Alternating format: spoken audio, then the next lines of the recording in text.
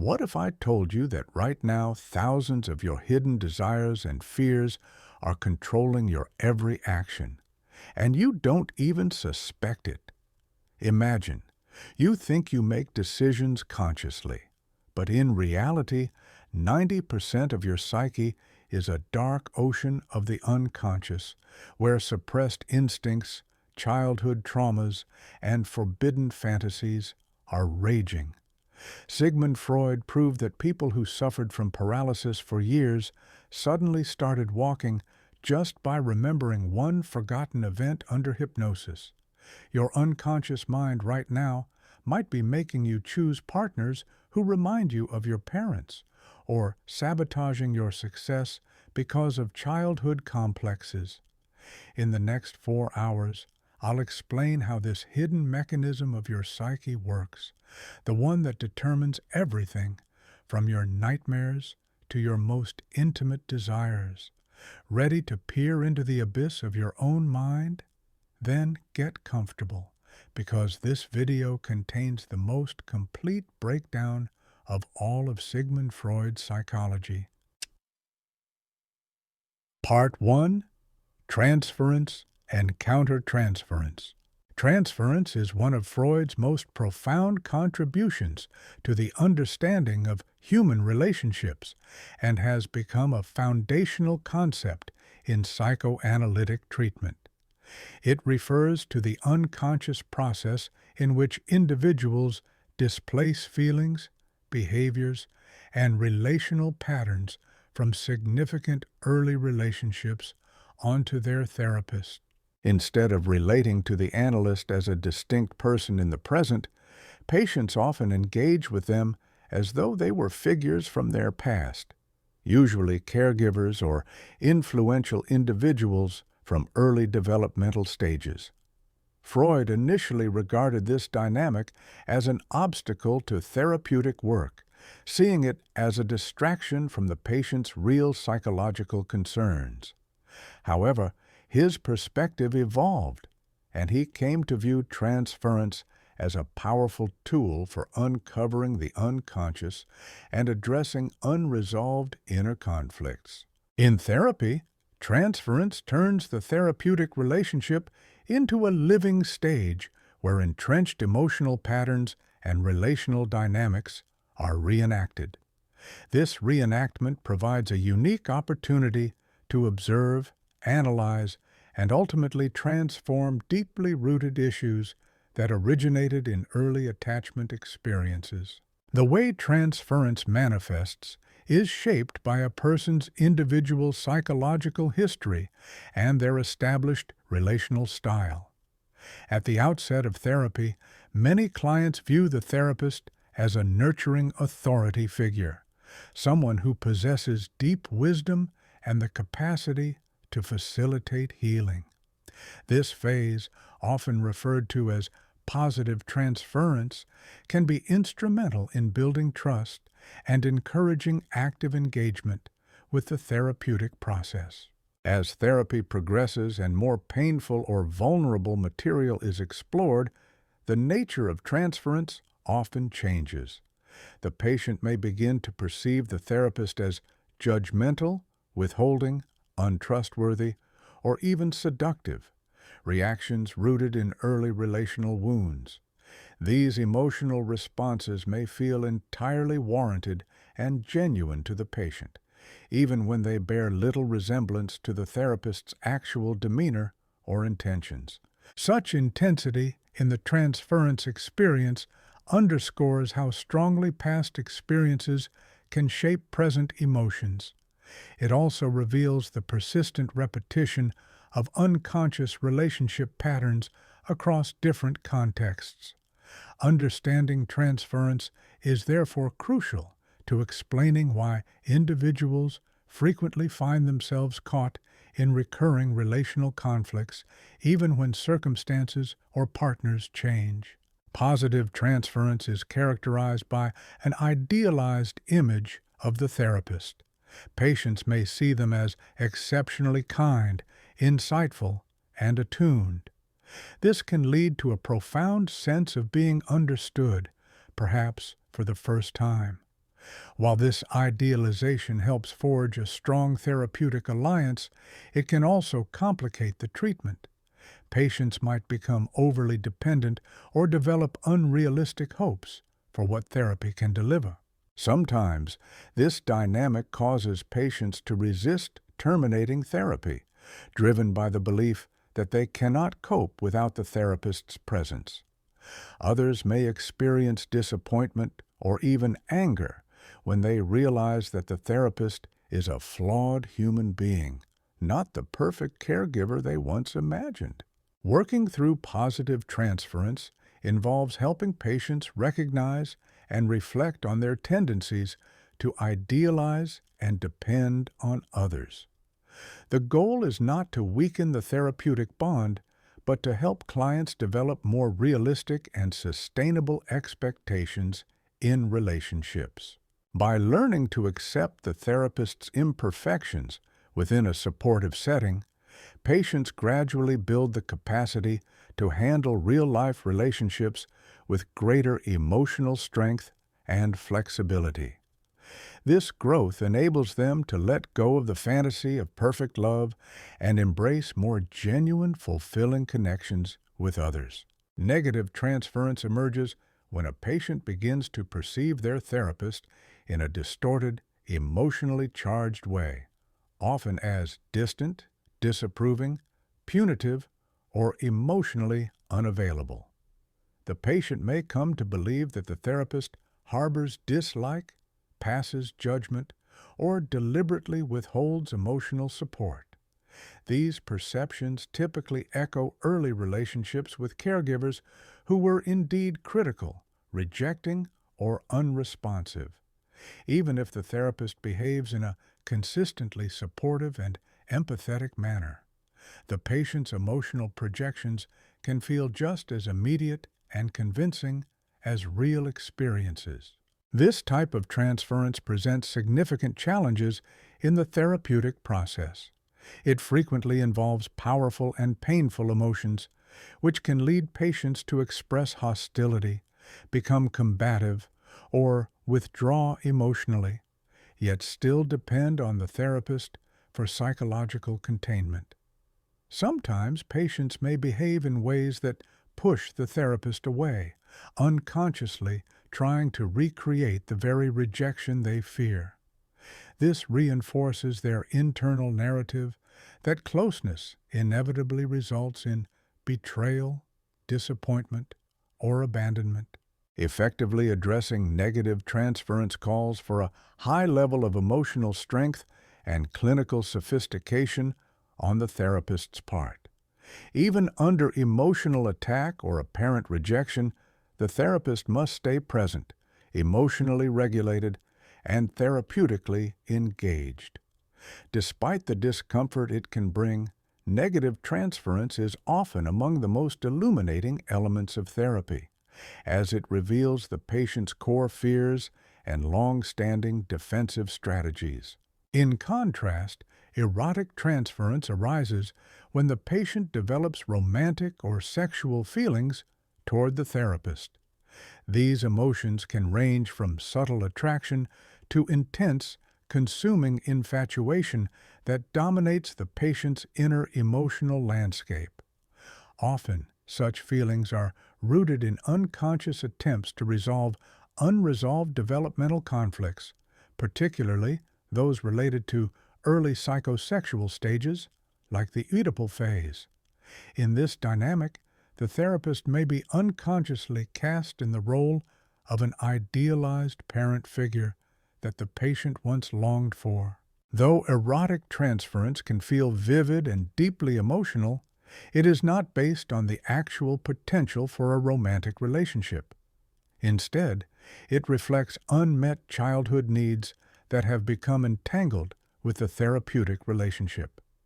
The therapist's responsibility is to maintain clear professional boundaries while gently helping the patient understand the symbolic and psychological underpinnings of these romanticized feelings. Working through erotic transference can offer important insights into the patient's sexual development, attachment history, and capacity for intimate connection. It can also help the patient recognize ways in which sexual or romantic desire is used defensively, to shield against vulnerability, or how certain dysfunctional relational patterns are repeated across different aspects of life. Whether addressing negative or erotic transference, the therapeutic work involves exploring both the conscious feelings and the deeper unconscious dynamics that drive them. Therapists pay close attention to recurring emotional themes and relational patterns that manifest throughout the treatment. Special focus is given when a patient's emotional reactions appear exaggerated or misaligned with the present context of therapy. To foster deeper insight, therapists often employ genetic interpretations, linking current transference responses to formative childhood experiences. For instance, a patient who fears judgment in therapy may be reliving dynamics with a parent who was excessively critical, while another who constantly seeks reassurance may be reenacting early experiences of emotional deprivation. These interpretations help reveal how past relationships continue to influence the patient's emotional life and behavior, often outside their conscious awareness. However, intellectual insight alone is not sufficient to bring about meaningful change.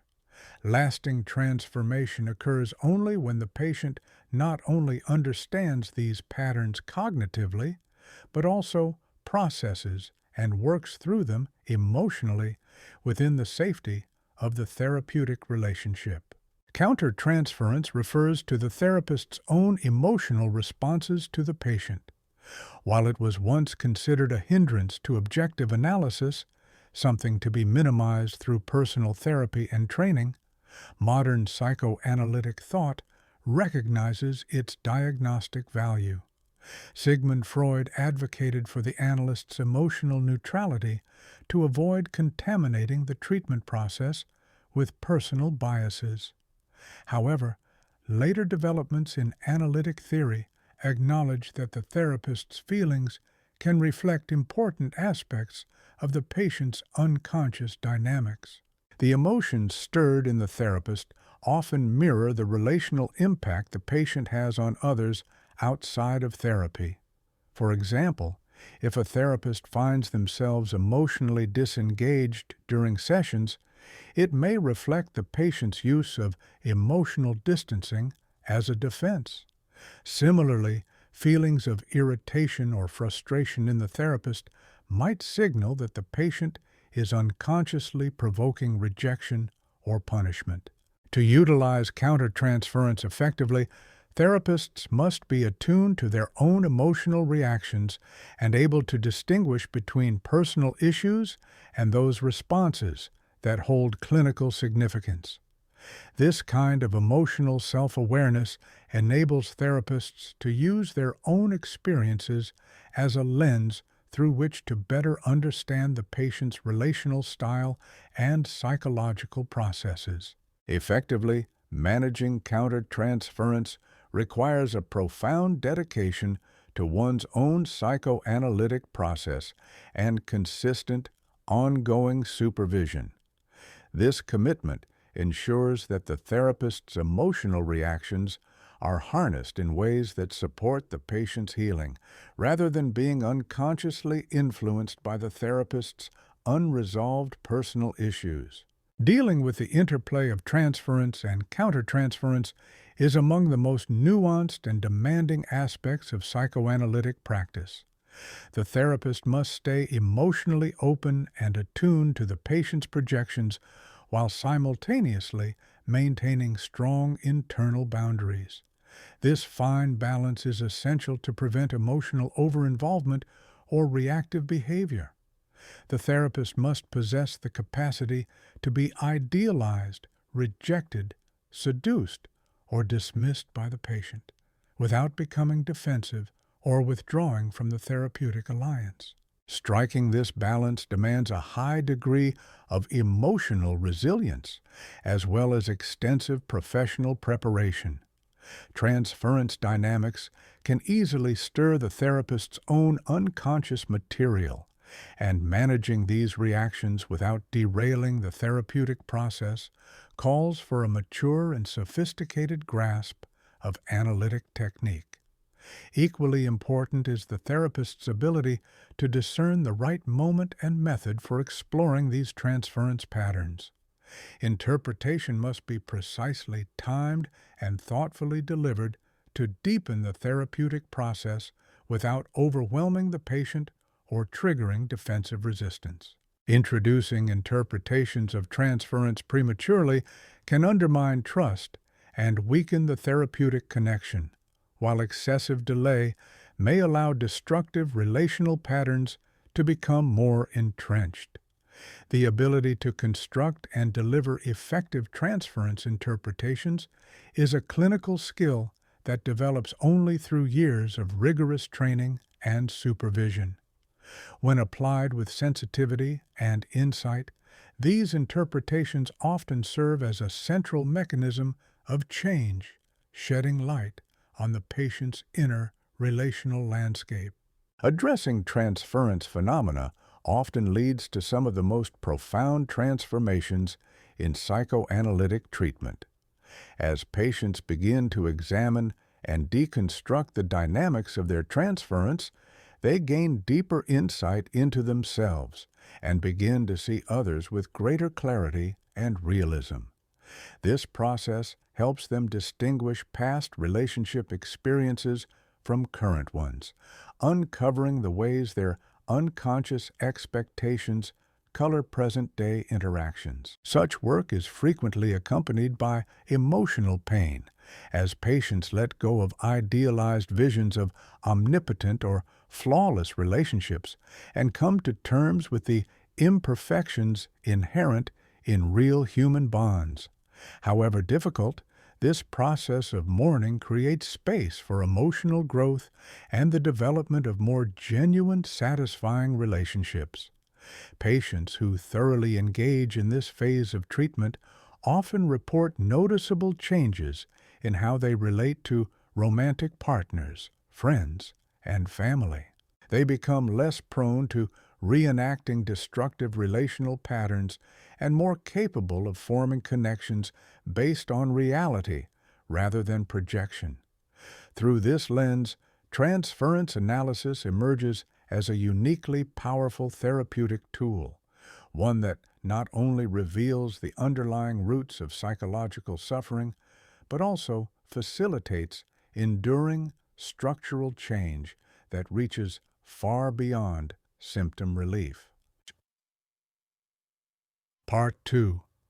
The Pleasure Principle and the Reality Principle, a Psychological Tug of War. One of Sigmund Freud's core contributions to psychoanalytic theory is his distinction between two central psychological mechanisms, the pleasure principle and the reality principle. These forces are in continual opposition, influencing moral development, emotional regulation, and an individual's ability to adapt to the complex demands of social life.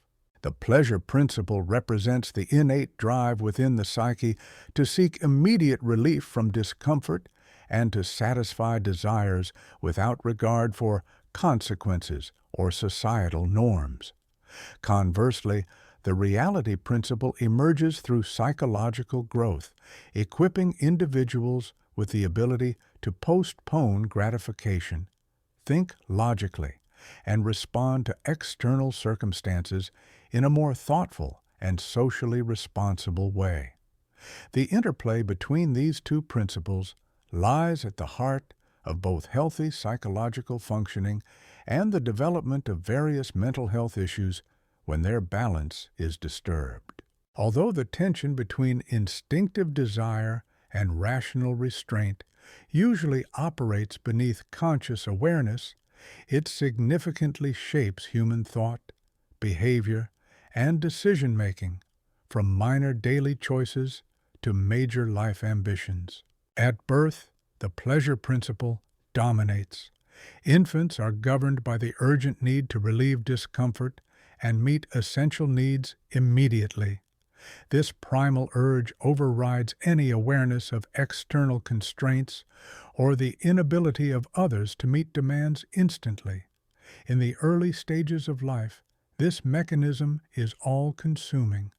Infants express hunger, cold, or unease with an expectation of instant resolution, lacking the capacity to comprehend or tolerate delay. During this phase, mental activity is characterized by what Freud called primary process thinking, a rudimentary and illogical form of thought driven by emotional needs, wish fulfillment, and symbolic imagery. This kind of thinking disregards time, logic, or the practicality of its desires. Under its influence, the mind acts as though wishes are already realized, and when actual satisfaction is out of reach, it turns to fantasy to simulate fulfillment. Freud viewed dreams as the most vivid representation of the pleasure principle in action, providing a mental space where any wish can be indulged without real-world limitations. As children grow and repeatedly encounter situations in which their desires aren't immediately gratified, the reality principle begins to develop. This shift corresponds with the maturation of the ego, which learns to tolerate frustration, delay action, and consider the outcomes of behavior. Caregiver responses play a crucial role here, especially when they do not instantly satisfy every need. By introducing the child to the necessity of patience and the existence of boundaries, the environment itself, through its natural limitations, also contributes to this essential developmental transition. Gradually, children acquire the ability to tolerate short-term discomfort in favor of longer-term, more meaningful rewards. This shift signals the onset of secondary process thinking, a higher-order cognitive mode that relies on logic, acknowledges time, and takes into account the external world when making decisions. This more sophisticated mental framework allows for rational problem-solving, strategic planning, and realistic responses to life's challenges, thereby increasing the likelihood of achieving genuine and sustainable satisfaction. Crucially, the emergence of the reality principle does not erase the influence of the pleasure principle. Instead, it reshapes it. The underlying drive for pleasure remains intact, but the means of achieving it become more refined and compatible with reality. The end goal, satisfying internal drives, stays the same, but the pathways to that goal become more deliberate, disciplined, and socially appropriate. Developing the ability to operate effectively under the reality principle requires a resilient ego, one that can tolerate discomfort, manage anxiety, and delay rewards without collapsing under the pressure of unmet desires. Young children often struggle with this developmental task because their emotional regulation is still forming and their cognitive abilities are limited. Emotional outbursts, such as temper tantrums, frequently indicate that the reality principle has not yet gained sufficient strength to moderate the force of pleasure-seeking impulses. The growth of this capacity is largely shaped by the quality of caregiving a child receives. When caregivers provide emotional safety along with clear and consistent boundaries, children are more likely to develop the internal resources needed to cope with frustration. This secure emotional foundation fosters the belief that needs will ultimately be met, even if not instantly, and reinforces the child's ability to endure delay. Over time, this nurtures stronger ego development and enhances the capacity to engage effectively with the realities of the external world. People raised by caregivers who are inconsistent, unpredictable, or emotionally unavailable often encounter significant obstacles in developing what psychologists refer to as reality principle functioning. This concept involves the ability to delay gratification with the understanding that future rewards are attainable through patience and effort. When children grow up in environments where promises are broken or needs go unmet, they internalize the belief that waiting rarely leads to satisfaction. As a result, they may come to view delayed rewards as uncertain or even illusory. Compounding this issue, early experiences of trauma or chronic stress can severely hinder the developing capacity for emotional regulation and logical thinking. These developmental disruptions help explain why some individuals continue to face difficulties with impulse control and deferred gratification long after childhood has ended. The psychological tug-of-war between the pleasure principle and the reality principle manifests differently depending on an individual's mental health and personality structure. In cases involving psychotic disorders, this conflict often tilts dramatically toward the pleasure principle, leading to a marked disconnection from reality. Such individuals may act on fantasies as if they were actual events, or make decisions rooted more in desire than in reason or feasibility. Manic episodes provide another striking example of the pleasure principle overpowering rational thought. During these states, individuals might pursue thrill-seeking or pleasure-inducing activities with little regard for consequences, driven by a compulsive need for immediate satisfaction. In contrast, certain neurotic conditions reflect an over-reliance on the reality principle. People with these disorders often develop overly controlled, emotionally restricted personalities, where spontaneity and enjoyment are stifled in favor of order, responsibility, or moral obligation. Take, for example, those with obsessive-compulsive tendencies. They may become fixated on controlling every element of their surroundings in an effort to maintain a sense of order or predictability. This intense focus on control can create a barrier between them and their true emotional needs, leading to a life constrained by routine and anxiety. Conversely, optimal mental health is characterized by a fluid and responsive interplay between the pleasure and reality principles.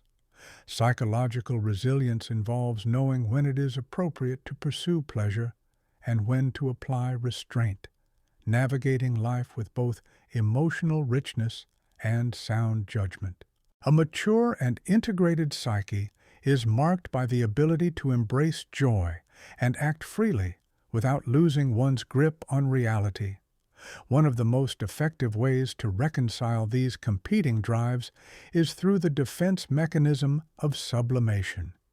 This process involves converting raw, instinctual impulses into activities that are both socially acceptable and personally meaningful. Through sublimation, individuals find a way to partially satisfy inner drives while simultaneously advancing personal development and contributing to society at large. For instance, a person with aggressive tendencies might channel that energy into becoming a surgeon, transforming a primal urge to cut or dominate into a life-saving profession. Likewise, someone with heightened sexual energy could express those urges through artistic creation, allowing for emotional and sensual fulfillment within socially endorsed boundaries. In these ways, sublimation offers a pathway for instinctual desires to find expression in constructive, culturally aligned forms. According to Freud, some of humanity's most celebrated accomplishments in fields such as art, science, and philosophy are rooted in the successful sublimation of primitive drives. However, achieving this psychological alchemy requires a foundation of emotional maturity, inner stability, and creative imagination. Not everyone possesses the ego strength or imaginative capacity necessary to redirect instinctual forces in such transformative ways. When sublimation does not take place, unresolved internal tensions often linger, reflecting the ongoing battle between the immediate demands of desire and the external expectations of society. These untransformed impulses can create chronic inner conflict, underscoring the importance of developing healthy mechanisms for managing and integrating the complex interplay between pleasure and reality. The influence of the pleasure principle remains deeply embedded in adult behavior, often operating beneath conscious awareness. Contemporary consumer culture leverages this tendency by promoting immediate satisfaction, encouraging purchases that deliver short-term enjoyment at the cost of long-term financial stability. In its most pronounced form, addiction exemplifies the unchecked dominance of the pleasure principle, driving individuals to repeatedly seek swift relief through substances, even when such behavior severely damages their health, relationships, and life aspirations. Even in psychologically well-adjusted individuals, urges rooted in the pleasure principle frequently clash with rational, reality-based thinking. This inner struggle is evident in everyday choices related to diet, exercise, work habits, and interpersonal dynamics. Modern society presents a far greater abundance of instantly rewarding stimuli than the human psyche was evolutionarily equipped to handle. With rapid technological progress, communication, entertainment, and access to information have become nearly instantaneous. While these developments offer significant convenience, they also risk impairing essential psychological capacities, such as the ability to tolerate frustration and delay gratification. Understanding how these primal drives continue to operate in modern contexts offers critical insight into a range of psychological challenges and social trends that are otherwise difficult to explain. As a consequence, many educational and therapeutic interventions now emphasize strengthening the reality principle. These efforts aim to support individuals in making thoughtful, long-term decisions rather than yielding to transient impulses. The dynamic between the pleasure and reality principles carries substantial implications for mental health treatment, informing a wide spectrum of therapeutic approaches.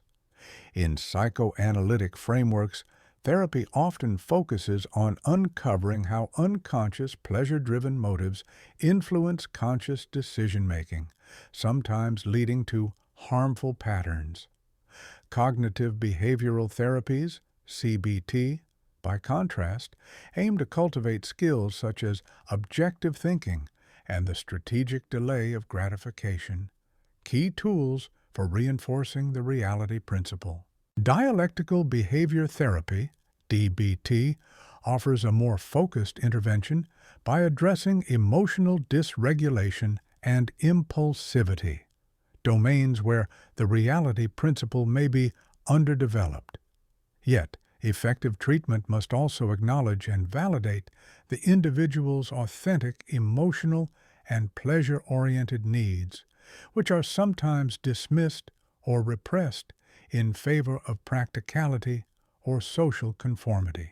In certain cases, psychological suffering arises not from excessive indulgence, but from a disconnection from one's true desires and emotions. Some individuals may have suppressed their need for joy and fulfillment in order to meet cultural, familial, or societal expectations. For these clients, therapeutic work may involve reconnecting with sources of genuine pleasure and integrating them into life in a sustainable and balanced way. The goal is not to suppress the pursuit of pleasure, but to integrate it meaningfully alongside long-term aspirations and personal development. Cultural and societal frameworks significantly influence how individuals manage the tension between gratification and responsibility. Different cultures promote varying balances between personal autonomy and collective obligation, which shape psychological challenges in distinct ways. In societies that emphasize immediate reward and individualism, people may experience greater difficulty regulating their impulses and exercising self-restraint. Conversely, cultures that stress discipline, sacrifice, and communal duty may produce individuals who are overly inhibited or detached from their emotional lives. Economic conditions further complicate this dynamic. In environments marked by chronic instability or scarcity, individuals are often forced to prioritize short-term gains, which can inhibit the growth of foresight and self-regulation.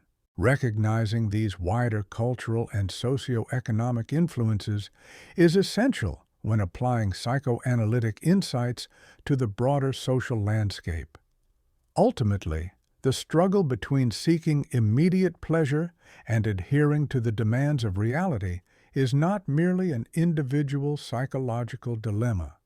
It is a fundamental tension that shapes both personal trajectories and the course of human civilization. Part 3. The Life Drive and the Death Drive.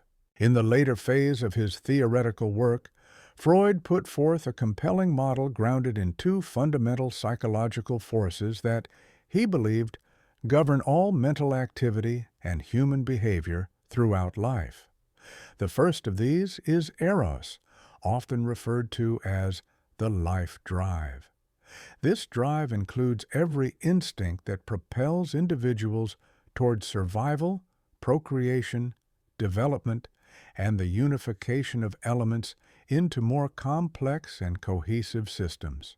In contrast, the second force, which Freud called thanatos, or the death drive, represents the pull toward destruction, disintegration, and a reversion to the inorganic state that existed before life began. Freud conceptualized this dual dynamic after witnessing patients compulsively relive traumatic experiences. These observations, along with his efforts to explain human aggression and self-destructive tendencies, led him to propose this dualistic structure of the psyche. The continuous interplay and conflict between eros and thanatos create the internal psychological tensions that shape personality, influence interpersonal dynamics, and contribute to the broader development of culture and society. Understanding this model is essential when analyzing behaviors that appear to contradict the pleasure principle, especially those marked by the repetition of pain or engagement in risky or damaging actions. Eros encompasses far more than sexual impulses, though sexuality is a significant aspect of its expression. At its essence, the life drive fuels all psychic energy that promotes survival, growth, and the formation of intricate mental and social patterns. On a biological level, this drive compels individuals to secure necessities such as nourishment, hydration, and shelter, all vital to maintaining physical life. Psychologically, eros manifests through curiosity, imagination, the pursuit of knowledge, and the desire for deep emotional connections. Socially, it drives people to form families, build communities, and establish civilizations, collective endeavors that allow human beings to achieve levels of complexity and organization far beyond what any individual could manage alone. At its heart, the life drive seeks to connect, to draw separate elements into unity through love, attachment, and the creation of coherence. Whether expressed through an artist harmonizing form and color, a scientist discovering principles that unify natural phenomena, or romantic partners building a shared emotional world, each instance represents a unique expression of eros. This force provides the essential psychological vitality that underlies all positive, generative, and progressive aspects of mental life and personal development. The sexual dimension of eros extends well beyond reproduction. It includes a broad spectrum of experiences associated with pleasure, sensual fulfillment, and emotional intimacy. Freud suggested that libido, sexual energy, was the primary engine driving not just individual psychological growth, but also cooperative social behavior. His view of sexuality was expansive, not confined to physical acts, but inclusive of any experience that generates joy, connection, or personal enrichment. Sensual pleasure motivates people to seek out activities that deepen their sense of being alive and enhance overall well-being. Romantic and sexual relationships offer more than bodily gratification. They foster emotional closeness, companionship, and the potential to create and sustain new life. Even when transformed into other forms, this energy can inspire artistic creativity, scientific exploration, and spiritual insight. In this way, the life drive encompasses a wide array of human motivations, from the most basic instinct for self-preservation to the highest achievements of human culture. Though diverse in form, all these expressions serve a common purpose: to affirm, support, and elevate life in its many dimensions. By contrast, the notion of thanatos, the death drive, posed a significant challenge to Freud's earlier emphasis on the centrality of pleasure as the guiding force in human motivation. While studying traumatized soldiers returning from the First World War, Freud encountered cases where individuals were trapped in cycles of compulsive recollection, re-experiencing their trauma through dreams and repetitive behaviors. These phenomena pointed to a powerful inner force seemingly unconcerned with pleasure or relief. These observations compelled Freud to recognize a deep-seated psychological tendency that opposes life. This force drives the psyche toward repetition, regression, and ultimately dissolution, a yearning to return to a prior state of non-being. Thanatos, then, reflects the darker counterpart to eros, suggesting that the human psyche is governed not only by a will to live, connect, and create, but also by a pull toward destruction, fragmentation, and an end to the tensions of existence. Some individuals appear driven to revisit painful experiences, not out of a desire for pleasure or merely to evade discomfort, but compelled by a deeper, unconscious psychological force. Over time, Freud came to interpret this tendency not as a rare quirk of behavior, but as the manifestation of a fundamental and universal instinct, the death drive. This instinct represents a desire to release all psychic tension by returning the mind to a lifeless, inorganic state of stillness. This drive manifests in both direct aggression toward others and in more insidious forms of self-destructive behavior. These expressions, though varied, share a common goal: to silence internal conflict and tension by shutting down conscious awareness altogether. At its most extreme, the death drive, embodied in the concept of thanatos, seeks the total dissolution of mental activity, a reversion to the pre-birth state of unconscious calm. However, this drive doesn't only appear in dramatic or catastrophic forms. It also emerges in everyday behaviors that aim to reduce internal stimulation, avoiding new experiences, shunning challenge, or pursuing emotional equilibrium through withdrawal rather than active engagement. Freud's deepening insight into this instinct helped explain why people often act in ways that sabotage their well-being, remaining in toxic relationships, derailing their own success, or engaging in reckless conduct that defies rational understanding. One of the most visible outlets for the death drive is aggression, particularly when it is directed outward. Freud gradually moved away from the notion that aggression results solely from unmet needs or frustration. Instead, he began to view it as an elemental drive, independent in its aim, the drive to destroy. This destructive energy seeks expression, whether through violence toward others or through damage inflicted upon the self. War, cruelty, and acts of sadism exemplify this outward projection of the drive. Turned inward, however, the same force can lead to despair, self-hatred, debilitating guilt, and thoughts of suicide. People who chronically criticize themselves, engage in disordered eating, misuse substances, or fall into destructive behavioral cycles may be unknowingly acting out the death drive on themselves. It may also appear in less dramatic forms: persistent negativity, pervasive cynicism, or an automatic focus on loss and hopelessness while ignoring the possibility of joy or healing.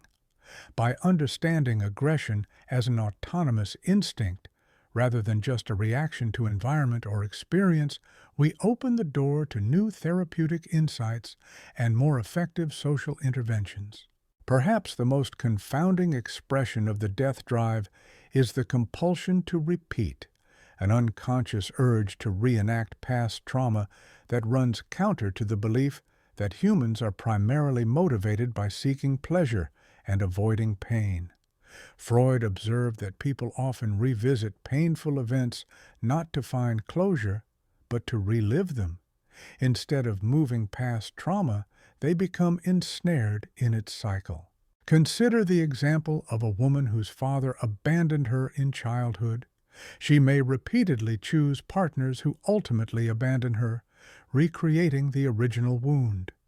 A war veteran, haunted by the battlefield, might unconsciously expose himself to danger again and again, even as he consciously longs for peace. Similarly, those abused as children may inflict harm on themselves or enter into abusive relationships, drawn back to what, despite its destructiveness, feels familiar. This compulsive return to trauma reflects the death drive's aim to impose order on chaos. By reenacting the trauma, the unconscious attempts to make the unbearable feel manageable, predictable even. Yet, rather than offering healing, this repetition entrenches suffering, prolonging emotional wounds and stalling the transformative growth that healing requires. Freud also recognized a conservative tendency in the psyche, another dimension of the death drive. While Eros, the life instinct, propels individuals toward growth, creativity, and complexity, Thanatos tugs in the opposite direction, toward stillness, regression, and a return to earlier, less developed states of being. This force can be seen in the fear of change, the compulsion to cling to familiar habits, and a nostalgic yearning for a past perceived as less threatening or more secure. People trapped in cycles of self-defeating behavior, even when they sincerely wish to change, may be under the influence of this regressive pull. Their resistance isn't simply a matter of weak will or poor motivation, but rather the consequence of an unconscious desire to maintain psychological sameness. Change threatens to disrupt the internal stasis that Thanatos instinctively seeks to preserve. The death drive can be understood as an unconscious push toward dissolving internal tension by dismantling the psychological structures that create emotional complexity.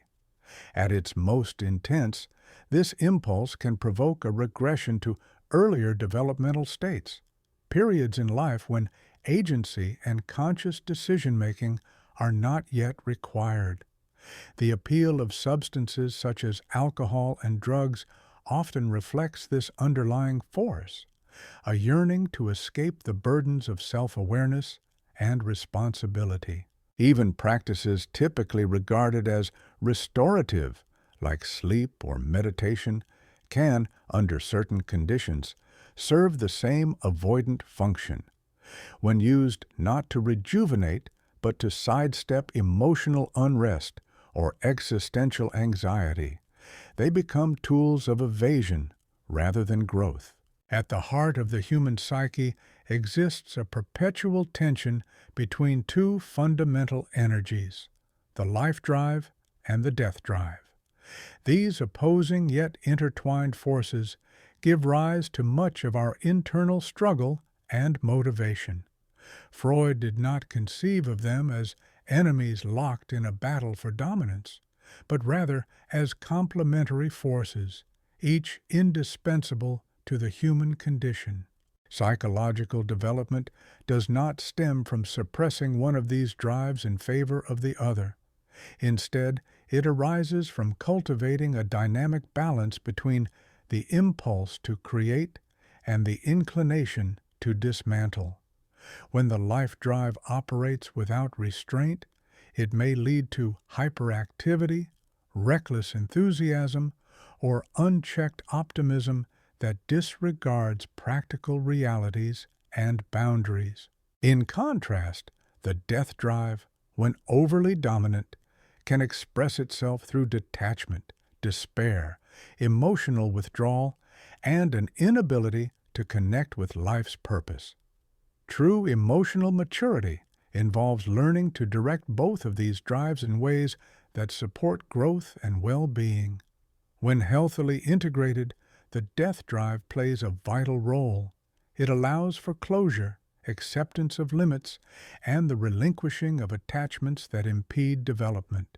Meanwhile, the life drive propels us toward innovation, connection, and the courage needed to take creative and interpersonal risks. Within this framework, sublimation plays a crucial role.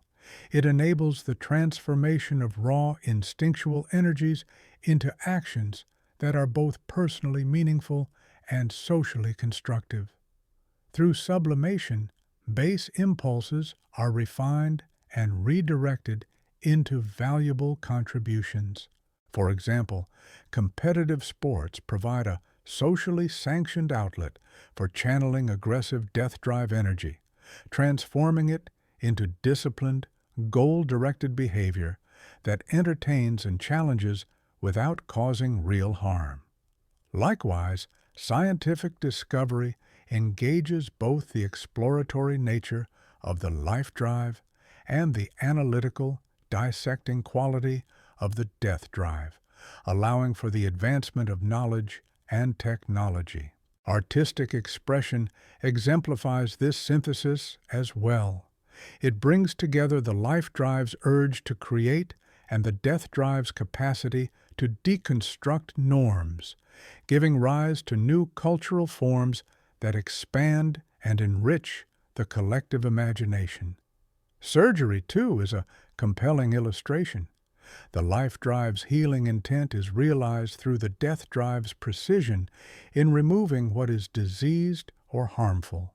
Successful sublimation requires a developed level of psychological integration, a maturity that enables instinctual forces to be transmuted into higher-level functions that serve both individual fulfillment and societal progress.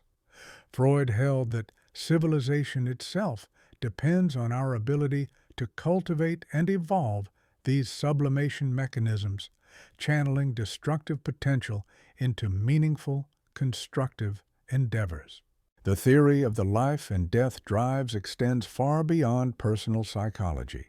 It offers profound insights into the fabric of social and cultural life. Many mental health conditions can be seen as disruptions in the equilibrium between these primal forces. Depression, for instance, often reflects the dominance of death-drive energy, leading to stagnation, emotional numbness, and a retreat from purposeful engagement. On the other hand, manic episodes may indicate an overabundance of life-drive energy, resulting in impulsive actions, inflated confidence, and a disconnection from grounded perspective. These patterns informed psychoanalytic approaches to treatment, shifting the goal from symptom suppression to restoring a more functional internal balance. On a collective level, these same dynamics help explain large-scale human behaviors such as war, revolution, and mass violence. These are expressions of death-drive energy uncontained by psychological maturity or moral restraint. Freud became increasingly concerned with how technological advancements had vastly amplified humanity's capacity for destruction, while psychological development lagged behind. His theory of the dual drives thus underpinned the darker aspects of his later work, where he expressed growing pessimism about human nature and warned of civilization's vulnerability to its own unconscious forces. He urged a deeper psychological awareness as a necessary defense against the self-destructive impulses that, if left unchecked, threaten both personal integrity and global survival. Part 4. The Unconscious Mind. Sigmund Freud's most revolutionary and influential contribution to psychology was his identification of the unconscious mind. Before Freud, most philosophers and early scientists assumed that human mental activity was limited to what we could consciously perceive. Anything beyond immediate awareness was largely dismissed as non-existent in psychological terms.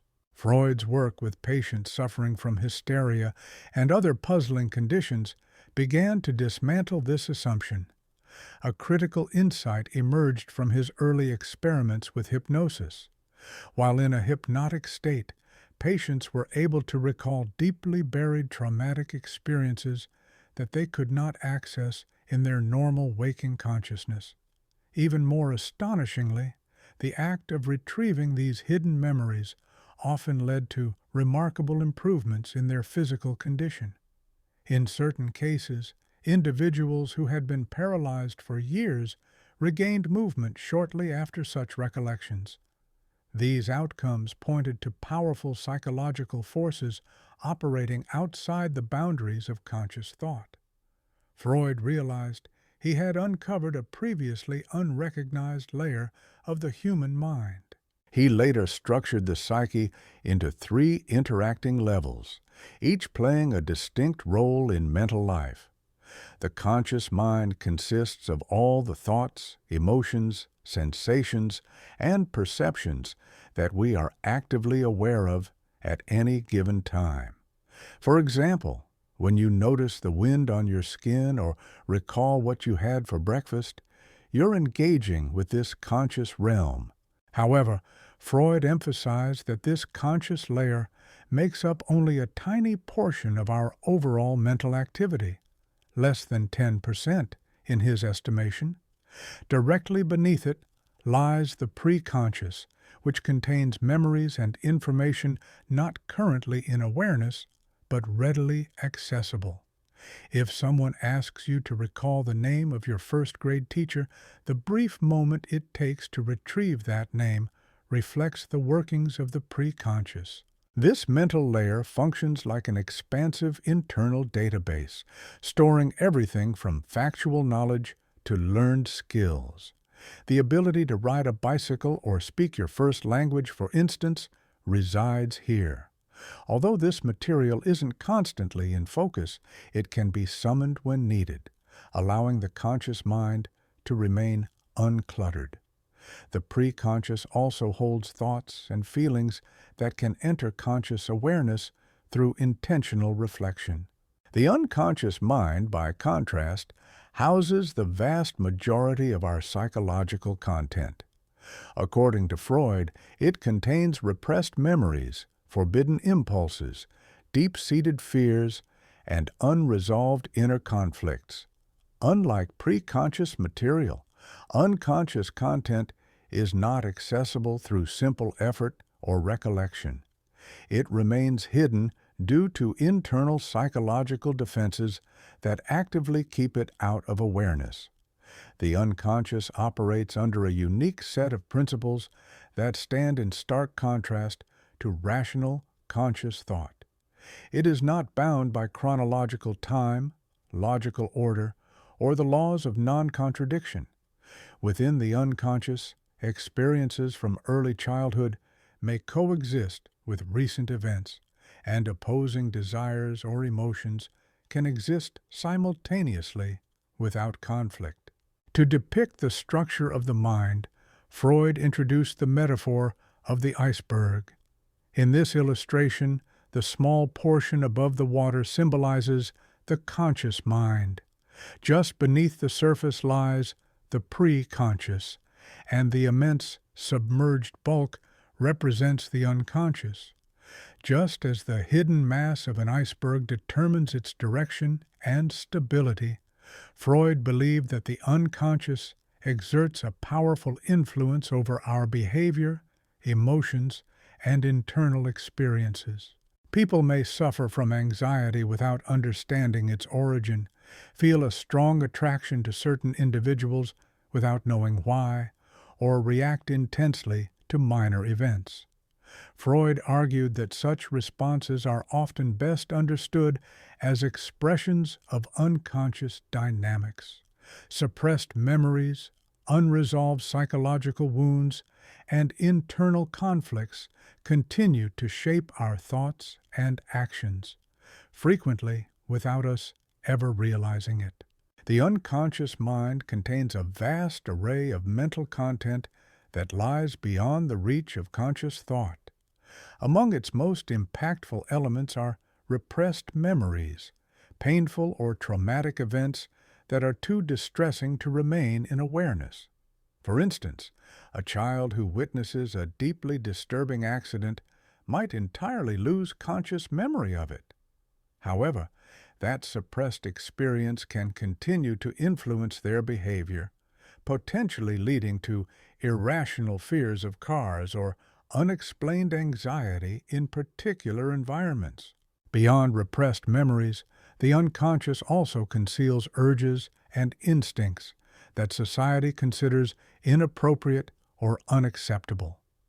Cultural norms often discourage certain thoughts, especially those related to sexuality or aggression, by labeling them as taboo.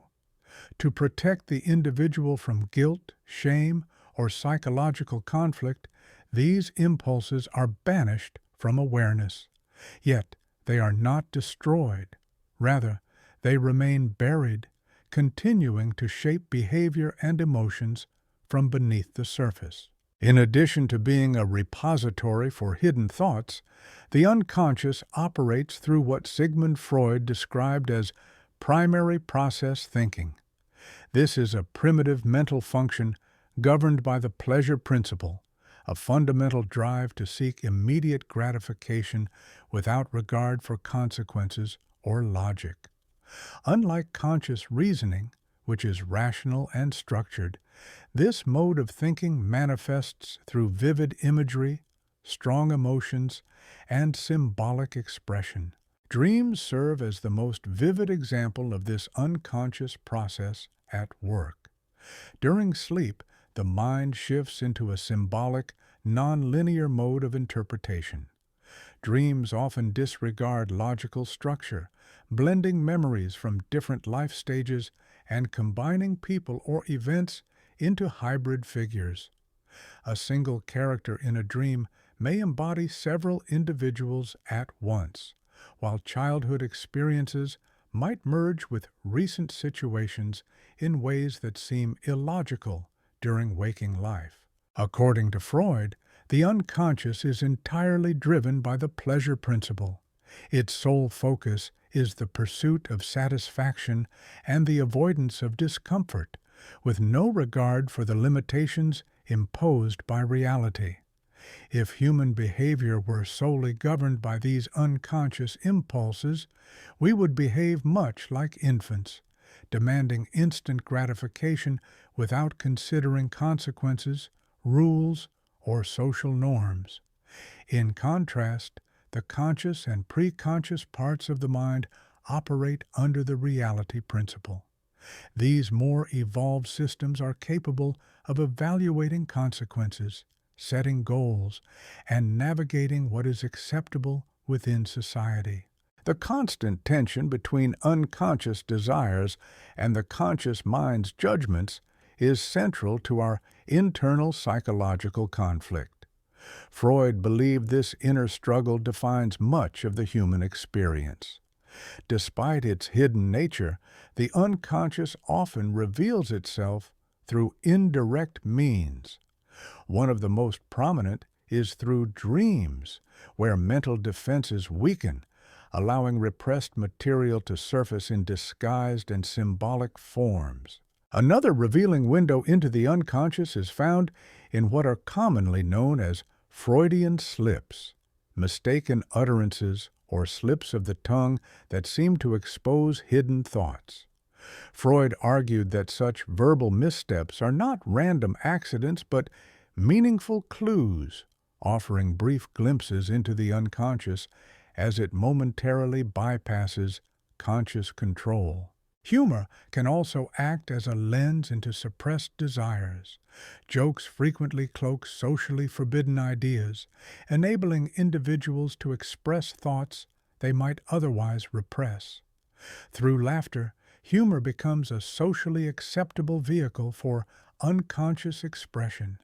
Similarly, the method of free association, in which a person speaks freely without filtering their thoughts, was developed to bypass the mind's internal censorship and bring deeper mental content to light, often in surprising or unexpected ways. Freud's theory of the unconscious dramatically altered our understanding of the mind. It challenged the traditional view that human beings act primarily through conscious intention and rational thought.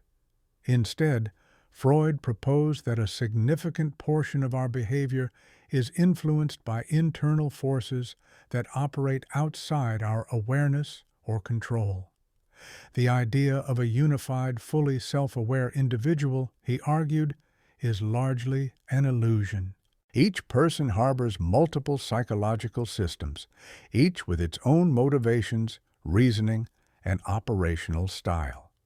These internal components may align at times, but they frequently conflict. When the struggle between them becomes too intense and the conscious mind can no longer manage the pressure, psychological or emotional disturbances can arise. For Freud, exploring the unconscious was not merely a theoretical pursuit, it was a vital step in diagnosing mental illness and fostering genuine self-insight. By bringing the hidden aspects of the mind into awareness, individuals can begin to resolve their inner conflicts and take meaningful steps toward greater emotional clarity and psychological well-being. Part 5. Dreams and their Interpretation. Sigmund Freud once famously referred to dreams as the royal road to the unconscious, placing their interpretation at the center of psychoanalytic inquiry. He theorized that sleep allows the mind's usual psychological defenses to relax, making space for repressed desires and internal struggles to emerge, though they often appear disguised or in symbolic form. This concept stemmed from Freud's own intense self-analysis. A landmark moment in Freud's self-exploration came with his in-depth examination of a dream known as Irma's injection. Through meticulous analysis, he concluded that dreams operate on two distinct levels, a superficial narrative and a deeper psychological meaning. He termed these the manifest content and the latent content. The manifest content includes the specific elements remembered upon waking: people, locations, actions, and scenes. Hidden beneath this outer layer lies the latent content, the dream's concealed psychological meaning. Here, the unconscious mind expresses unresolved emotions or forbidden wishes. Freud found consistent patterns in how these two layers interacted and devoted years to studying their connections. He believed that the primary purpose of dreaming was wish fulfillment, offering a disguised outlet for desires that might be unacceptable or repressed in waking life. The mechanism by which unconscious thoughts are converted into dream imagery is what Freud called dream work. He identified several key operations through which this transformation occurs. One such process is condensation, where multiple ideas, feelings, or people are combined into a single dream image. For example, a dream figure might simultaneously embody characteristics of a parent, a boss, and a childhood teacher, compressing various emotional associations into one symbolic character. This process enables the unconscious to communicate intricate psychological themes efficiently. Another process, displacement, shifts emotional significance from an important subject to a less threatening one. A dream about losing your keys, for instance, might actually reflect deeper concerns about losing control in your career. The emotional charge is transferred onto a symbolic but less alarming object. Symbolization is another essential component of dream work. Through it, abstract emotions or socially unacceptable urges are translated into concrete symbols. Freud developed an extensive catalog of recurring dream symbols and their usual interpretations. Objects such as pens, sticks, or umbrellas often stand in for the male genitalia. In contrast, enclosed shapes, like boxes, rooms, or vehicles, are typically interpreted as symbols of the female reproductive organs. Dreams of flight may suggest a longing for sexual liberation or an escape from restrictive social norms. Water often symbolizes themes of birth, emotional cleansing, or a regression to an earlier, womb-like state. Being chased in a dream can indicate a psychological effort to flee from an uncomfortable truth or inner conflict. Dreams involving the loss of teeth may represent feelings of vulnerability, castration, anxiety, or fear of aging and death. While Freud did identify common symbols, he cautioned against rigidly applying universal interpretations. He argued that the dreamer's personal associations often reveal more than standard symbolic meanings. Freud also described a process called secondary revision, which occurs as we recall and narrate our dreams. In this stage, the conscious mind attempts to impose structure and coherence on fragmented dream content, turning a disjointed experience into something resembling a narrative. This mental editing can cause the original meaning to become distorted or obscured.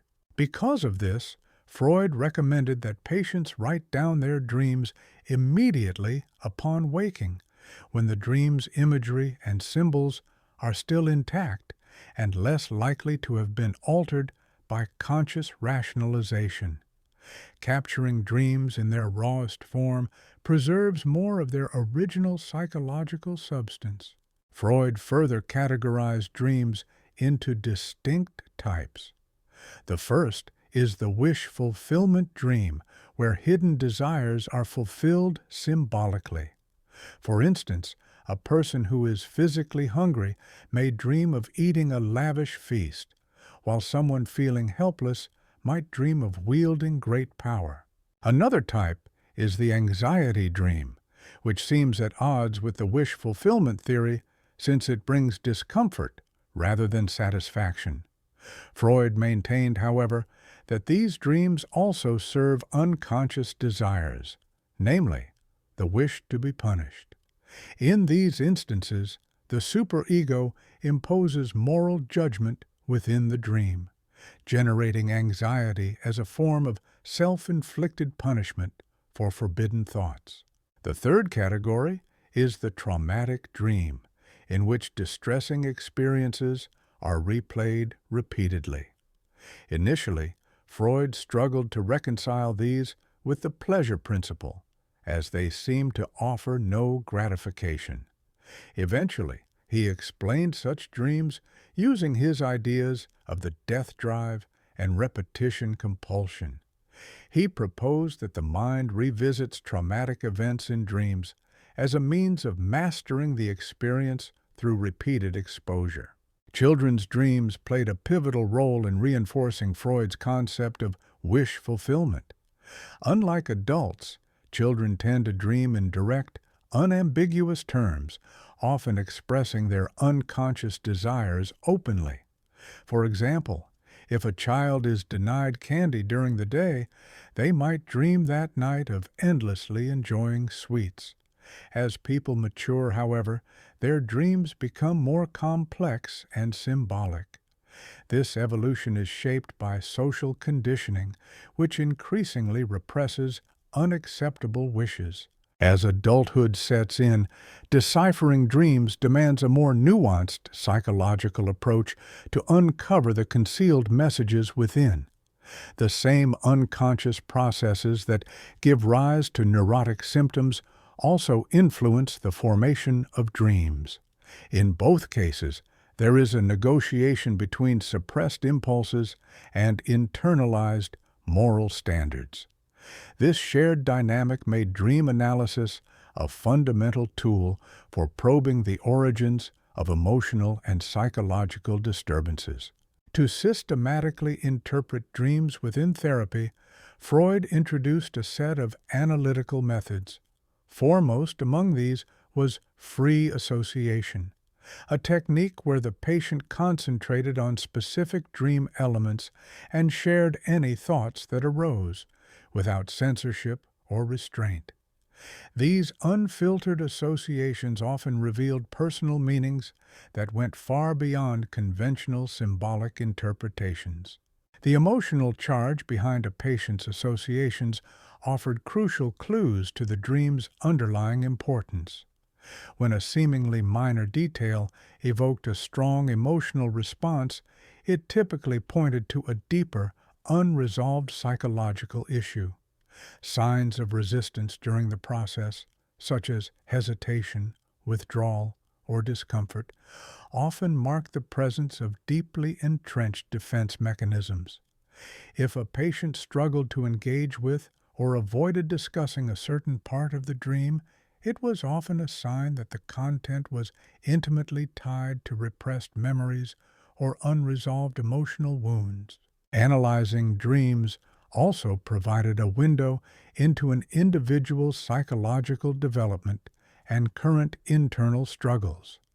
Recurrent dreams often indicated unresolved conflicts from childhood that continued to influence adult behavior. The people who appeared in dreams usually represented significant figures from the dreamer's past or present relationships. The dynamics between these dream characters mirrored internal emotional patterns and relational themes. Dream settings frequently symbolized aspects of the dreamer's personality or important life situations. The feelings experienced within dreams offered a direct line to emotions that might be hidden or denied in waking life. Freud's exploration of dreams radically changed how we understand the mind. He showed that mental activity doesn't stop during sleep, but follows a distinct set of principles, different from logical waking thought. Dreams revealed that the unconscious remains active, processing emotional material through symbols and indirect imagery rather than clear, linear logic. Dream interpretation became a crucial method for accessing unconscious material, bringing to light forgotten experiences, internal conflicts, and forbidden desires. By examining the content of their dreams, individuals could gain meaningful insight into their deepest fears and motivations. This heightened self-awareness was essential for emotional healing and psychological growth. Dreams made it possible for individuals to trace hidden connections between their thoughts, memories, and feelings, links that often went unnoticed during conscious reflection. Through the lens of dreams, people could confront and better understand the forces that shaped their inner lives. Part 6. Freud's Structural Model of the Mind. Sigmund Freud introduced a three-part model of the human psyche, composed of the id, ego, and superego, each playing a distinct yet interconnected role. This structural theory, which emerged in the latter phase of his career, reflected his deepening understanding of the inner conflicts that shape human behavior. Freud believed that these three psychic elements exist in ongoing tension, constantly influencing our thoughts, emotions, and behaviors in competing ways. By examining the dynamics between these internal forces, we gain insight into why people frequently experience inner turmoil and how psychological issues may arise. Freud emphasized that mental health hinges on achieving a flexible balance among these parts, rather than allowing one to dominate the psyche entirely. Each component operates by its own logic and serves a specialized psychological function. The id represents the most instinctual and primitive aspect of the personality. It is the wellspring of basic drives such as hunger, thirst, sexuality, and aggression. Governed exclusively by the pleasure principle, the id demands immediate satisfaction of its impulses, regardless of consequences or social norms. Entirely unconscious in nature, the id has no direct engagement with external reality. It disregards logic and coherence, often expressing contradictory urges, and remains unconcerned with morality. Sudden desires, bursts of anger, or sexual impulses surfacing unexpectedly are often expressions of the id asserting itself.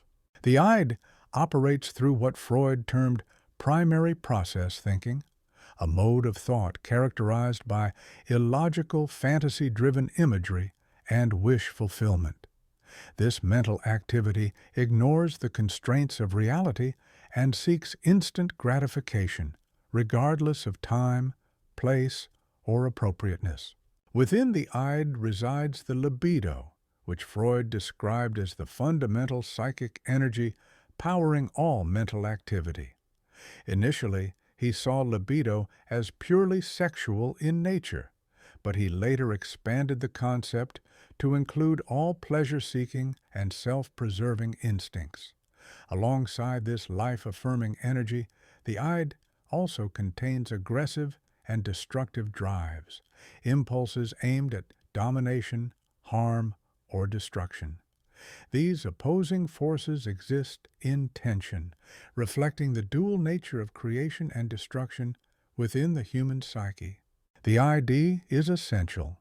It motivates survival behaviors such as seeking food, avoiding danger, procreation, and pleasure.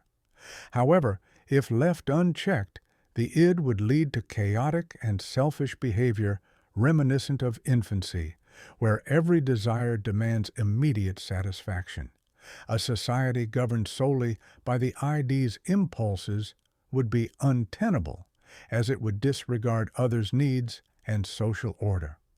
Thus, while the id supplies the raw energy for motivation, it must be regulated by other parts of the psyche to ensure adaptive functioning. The ego arises to fulfill this regulating role, serving as the rational component that mediates between the id's instinctual drives and the superego's moral standards, limitations of external reality. It functions under the reality principle, assessing practical outcomes and environmental constraints before acting. The ego begins to take shape in early childhood as individuals learn to delay gratification and adapt to societal expectations. In contrast to the fully unconscious ID, the ego operates across all levels of consciousness, conscious, preconscious, and unconscious. It uses logic, memory, perception, and reasoning to solve problems and manage daily life. The ego's task is to satisfy the ID's desires in ways that are realistic and socially appropriate. For example, when hunger arises, the ego determines when and where eating is acceptable, taking into account timing, setting, and social norms. The ego utilizes secondary process thinking, a logical and structured mode of thought that understands cause and effect and considers long-term consequences. This capacity enables the ego to delay gratification when immediate action might lead to adverse results.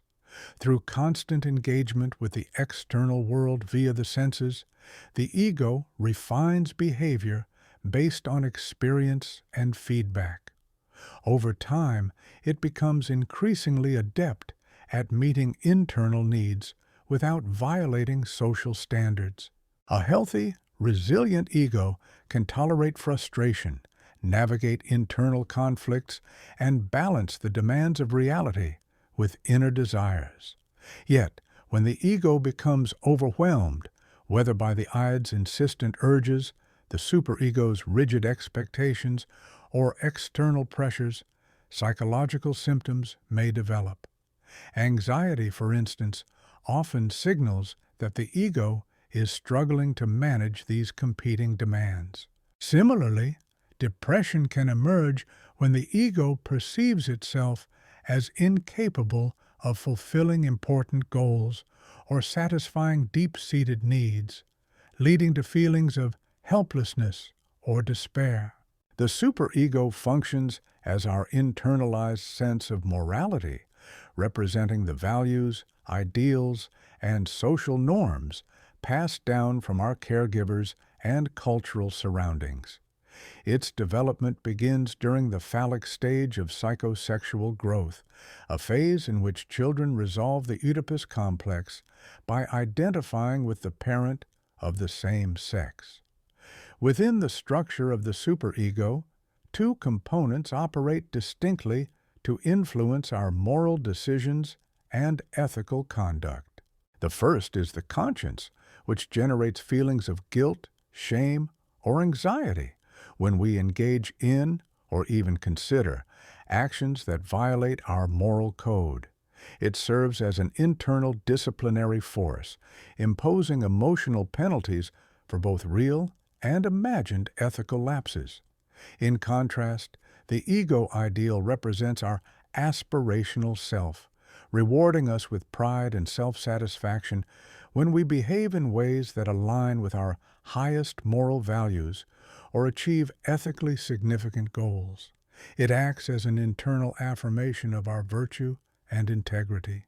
Together, the conscience and ego ideal form a complex and deeply rooted moral system that governs our actions even when no external authority is present. Yet, the superego's influence is not always balanced, and its extremes can lead to psychological challenges.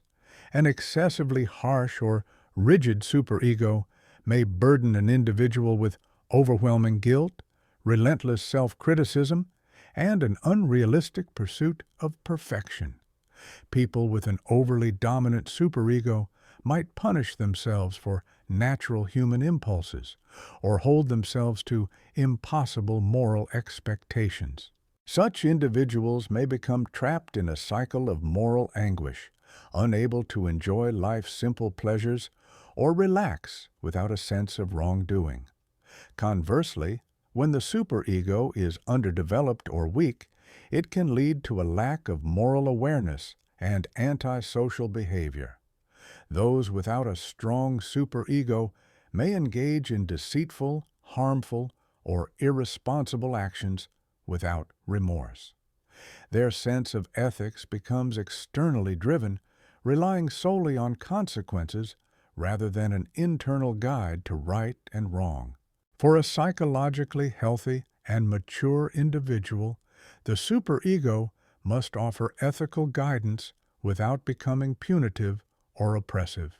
The dynamic interplay among the id, ego, and superego is what creates the intricate nature of human personality. These three forces are often in conflict, especially when critical choices must be made. The id seeks immediate gratification, often driven by instinctual desires, particularly those related to sexuality or aggression, while the superego condemns these urges as morally unacceptable. In such moments, the ego is tasked with mediating between the two, striving to satisfy both internal demands and external reality. These negotiations typically occur unconsciously, yet they significantly influence our behavior, emotions, and thoughts. When the tension between these psychic forces becomes too intense, the ego deploys defense mechanisms to protect the individual from psychological distress and to maintain emotional equilibrium. While these defenses help preserve mental stability, they may also give rise to puzzling symptoms or maladaptive behaviors. Understanding these patterns requires awareness of the unconscious conflicts among the psyche's core structures. The purpose of psychoanalytic therapy is to strengthen the ego, enabling it to more effectively manage these internal struggles. Each person's personality is shaped by the dominant influence of one of the three psychic systems.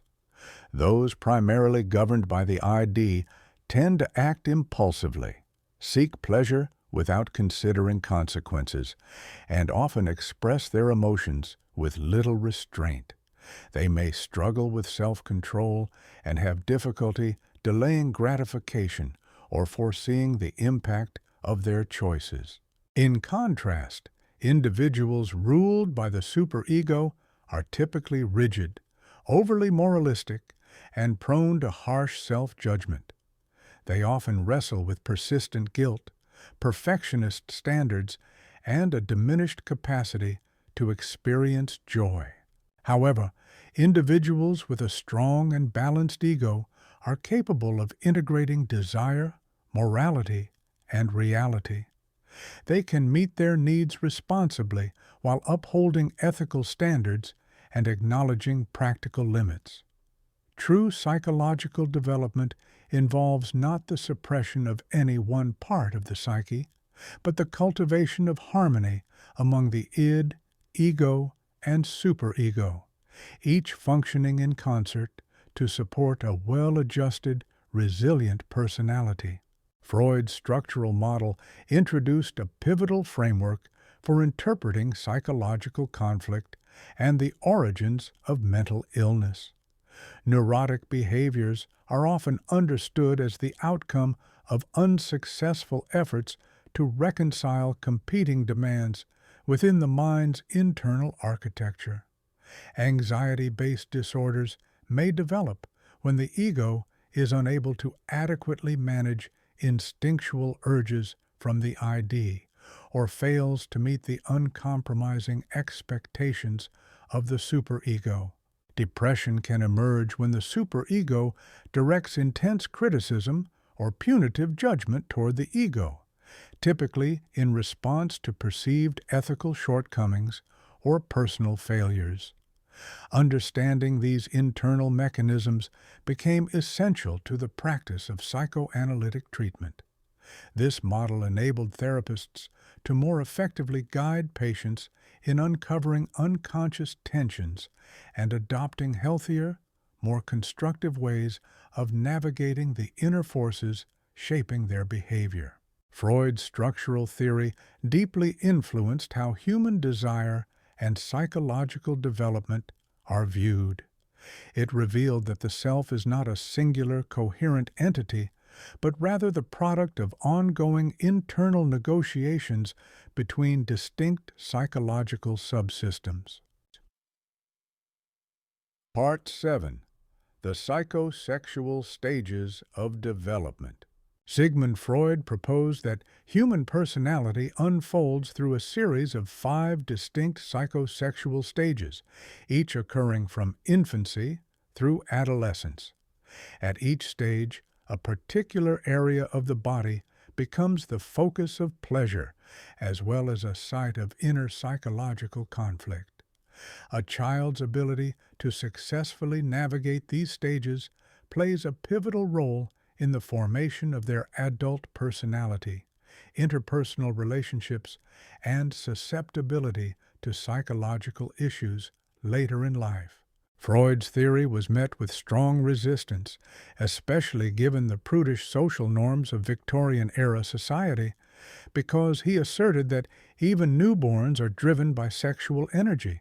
However, Freud's use of the term sexuality extended far beyond adult sexual behavior. He saw it as encompassing all bodily pleasure and instinctual desires. These developmental stages, in his view, are universal components of human growth, though each individual's journey through them is shaped by their upbringing and environment. When a child becomes stuck at a particular stage, unable to fully resolve the psychological tasks associated with it, the result may be a fixation. These unresolved issues can persist into adulthood and influence behavior, personality, and mental well-being. The first stage occurs from birth to around 18 months. During this period, an infant's mouth serves as the primary source of pleasure and a key way to engage with the surrounding world. Behaviors like sucking, biting, and chewing not only provide gratification, but also help the child discover and relate to their environment. Feeding, particularly through breastfeeding, forms the foundation of the infant's emotional connection to caregivers. The way caregivers respond to the baby's oral needs plays a crucial role in the development of a secure personality. Consistent, affectionate, and responsive feeding fosters feelings of safety and trust. In contrast, irregular, neglectful, or overly controlling feeding practices can breed anxiety, insecurity, and dependency, which may extend into adult relationships. These early interactions shape the infant's core beliefs about the world, whether it's a place of abundance and care or one of unpredictability and deprivation. Later in life, unresolved issues from this stage may manifest as oral fixations, which stem from either overindulgence or deprivation during infancy. Children who receive too much oral satisfaction or whose needs are met too easily may develop what Freud termed an oral receptive personality. These individuals tend to be overly dependent on others for affection, reassurance, and validation. They may appear emotionally needy, submissive, or overly trusting. On the other hand, children whose oral needs are not adequately met, possibly due to abrupt or forceful weaning, may develop oral aggressive traits. As adults, they might exhibit domineering, sarcastic, or hostile behavior as a way of expressing unmet emotional needs. In both cases, unresolved oral conflicts can lead to adult behaviors such as excessive eating, smoking, drinking, nail-biting, or incessant talking. These individuals often struggle with emotional self-reliance and may feel uncomfortable being alone or managing without external support. The second stage unfolds between approximately 18 months and 3 years of age. At this point, the child's focus of pleasure transitions to the anus as they begin to gain control over bowel movements. Toilet training becomes the central developmental challenge, marking the child's first significant confrontation between innate bodily impulses and external societal expectations. This stage introduces the concept that natural urges must be regulated according to the rules and expectations set by others, most often the parents. The approach taken during toilet training can have a profound influence on the child's future relationship with authority, personal boundaries, and self-control. Successfully mastering this stage helps the child learn how to reconcile their desires with external demands, forming a basis for later experiences involving discipline, responsibility, and autonomy. How parents manage this transition can significantly impact the child's lifelong attitudes toward order, independence, and adherence to social norms. When caregivers enforce toilet training with excessive rigidity or punishment, the child may develop what Freud described as an anal retentive personality. In adulthood, this might manifest as an extreme preoccupation with order, cleanliness, and control. Such individuals often become perfectionists, punctual, meticulous, and inflexible. They may find it difficult to cope with disorder or unpredictability, and they often resist spontaneity or change. In contrast, a child whose parents are overly lax or indulgent during toilet training may develop an anal expulsive personality. These individuals often grow up to be disorganized, messy, and inconsistent. They may disregard rules, resist structure, and display a careless attitude toward responsibilities in both personal and professional settings. Some individuals consistently exhibit behaviors such as chronic lateness, neglect of personal grooming, and a lack of reliability in financial or personal responsibilities. While these traits may reflect underlying control-related issues, they represent an alternative expression of anal personality dynamics. Both forms of this personality type grapple with challenges related to control, yet they manifest in opposing behavioral patterns. The phallic stage, typically unfolding between the ages of 3 and 6, marks a significant period in a child's psychological development. During this phase, children begin to notice physical differences between the sexes and start to shape their emerging sexual identities. They discover that touching or stimulating their genital region can produce pleasurable sensations, making this area the dominant source of physical gratification during this time. Crucially, this stage also introduces complex emotional dynamics. Children often develop a deep emotional attachment to the parent of the opposite sex, accompanied by rivalry or competitive feelings toward the same-sex parent. In boys, this internal conflict is known as the Utopus complex, while in girls it is referred to as the Electro-Complex. These psychological struggles represent some of the most formative challenges of early childhood and are critical in shaping one's understanding of gender roles and identity. How these internal battles are managed greatly influences the child's moral development and future patterns in relationships. It is within the phallic stage that the superego, the internal moral compass, begins to form, primarily through the child's identification with the same-sex parent. By resolving these emotional tensions and relinquishing the desire to compete with the same-sex parent, the child starts to internalize societal values and behavioral expectations modeled at home. Successfully navigating this developmental period leads to a solidified sense of gender identity and a foundational understanding of right and wrong. Boys begin to emulate their fathers, embracing behaviors and values traditionally seen as masculine. Likewise, girls begin to align themselves with their mothers, adopting socially accepted feminine traits.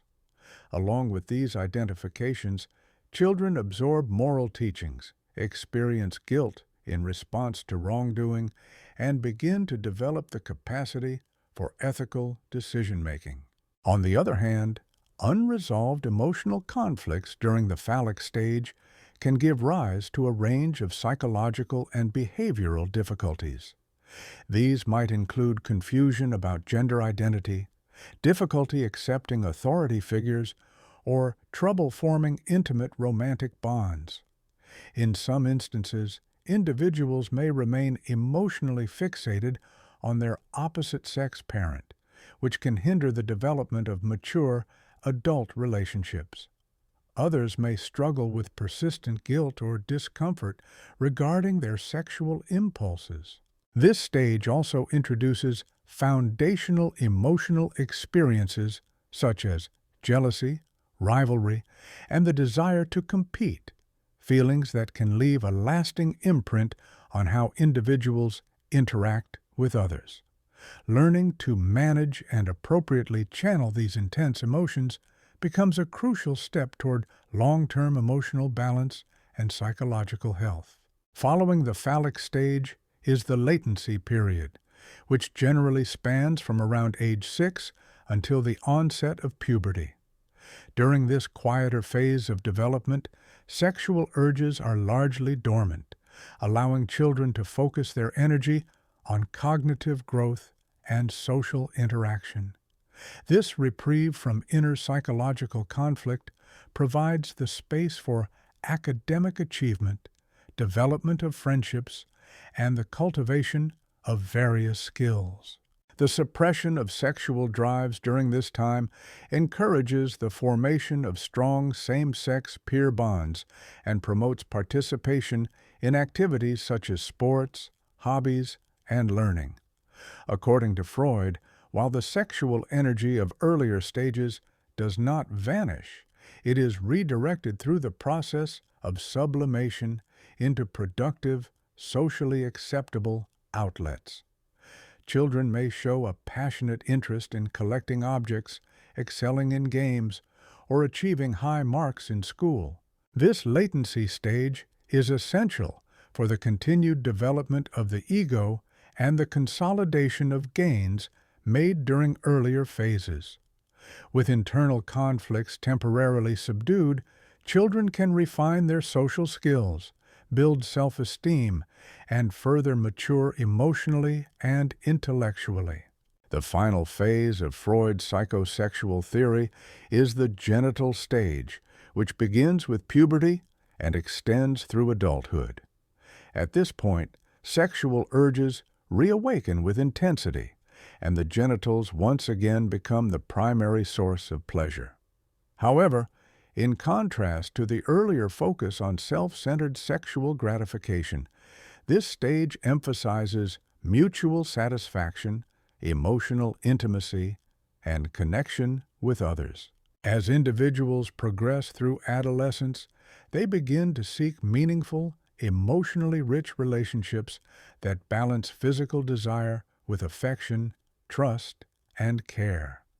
This phase represents the culmination of psychosexual development, wherein the capacity for mature love and deep interpersonal connection becomes fully realized. Successfully reaching this stage suggests that the individual has integrated lessons from earlier developmental periods into a coherent, emotionally balanced adult identity. Conversely, Those who carry unresolved issues from prior stages may struggle with the emotional demands of adult relationships or experience difficulty expressing their sexuality in healthy ways. The genital stage serves as the ultimate expression of Freud's developmental model, representing the ideal integration of emotional maturity, sexual identity, and social competence through the resolution of earlier psychological conflicts. Freud's theory of psychosexual development offered profound insight into the formation of personality and the roots of psychological disorders. It underscored the idea that experiences in early childhood exert a powerful and lasting influence on adult behaviors and personality characteristics. Parental handling of key developmental milestones, such as nourishment, toilet training, and the child's initial encounters with sexuality, can lay the foundation for long-term behavioral patterns. This developmental perspective provided a compelling rationale for why psychological symptoms may suddenly emerge later in life. Such symptoms often originate from unresolved internal struggles that trace back to earlier stages of growth. A thorough grasp of the stages of psychosexual development became essential within psychoanalytic therapy, serving as a roadmap for uncovering and making sense of formative childhood experiences. Within this framework, therapists were better equipped to help individuals identify deep-seated fixations and work through conflicts left unresolved in earlier phases of development. The theory also underscored the lasting influence of early parenting practices, emphasizing their central role in shaping a child's emotional and psychological health. Part 8. Narcissism, Anxiety, and Neurosis. Freud's views on narcissism evolved significantly throughout his career. Initially, he regarded it as a deviation in sexual development, in which an individual redirects libidinal energy inward, prioritizing the self over emotional bonds with others. As his clinical work progressed, Freud began to see narcissism not merely as a pathology, but as a foundational aspect of psychological development. He recognized that narcissistic tendencies play a central role in shaping a healthy psyche, and that disruptions in these processes often underpin various psychological disorders. He introduced the idea of primary narcissism, referring to the instinctual self-focus observed in infancy, a period when the infant's sense of self is not yet distinguished from the outside world. Secondary narcissism, by contrast, arises later and represents a regression. Emotional investment that was once directed toward others is withdrawn and turned back onto the self. This shift is often a defensive reaction to emotional injury or disappointment in relationships. Understanding these narcissistic dynamics became a cornerstone of Freud's broader model of personality development, offering insights into how people form self-esteem, maintain psychological resilience, and engage in emotionally fulfilling relationships. During early infancy, primary narcissism marks a stage in which the child experiences themselves as the center of the universe. At this time, internal needs and external sources of satisfaction are perceived as one and the same. The caregiver is not recognized as a separate person, but rather experienced as part of the infant's own omnipotent world. This early narcissistic phase is crucial. It establishes the foundation for the development of self-assurance and a sense of agency. In order to eventually tolerate the frustrations and limitations of real life, the child must first feel empowered, important, and secure in their sense of self. A child's healthy narcissistic development is largely shaped by how caregivers respond to them. When parents are able to affirm the child's uniqueness while simultaneously providing structure and boundaries, they promote a strong and adaptive sense of self-worth. Consistent affirmation and emotional attunement from caregivers support the child in developing a stable identity capable of enduring future setbacks. Conversely, when children are met with emotional neglect, harsh criticism, or erratic responses, they may struggle with chronic insecurities and self-esteem issues throughout life.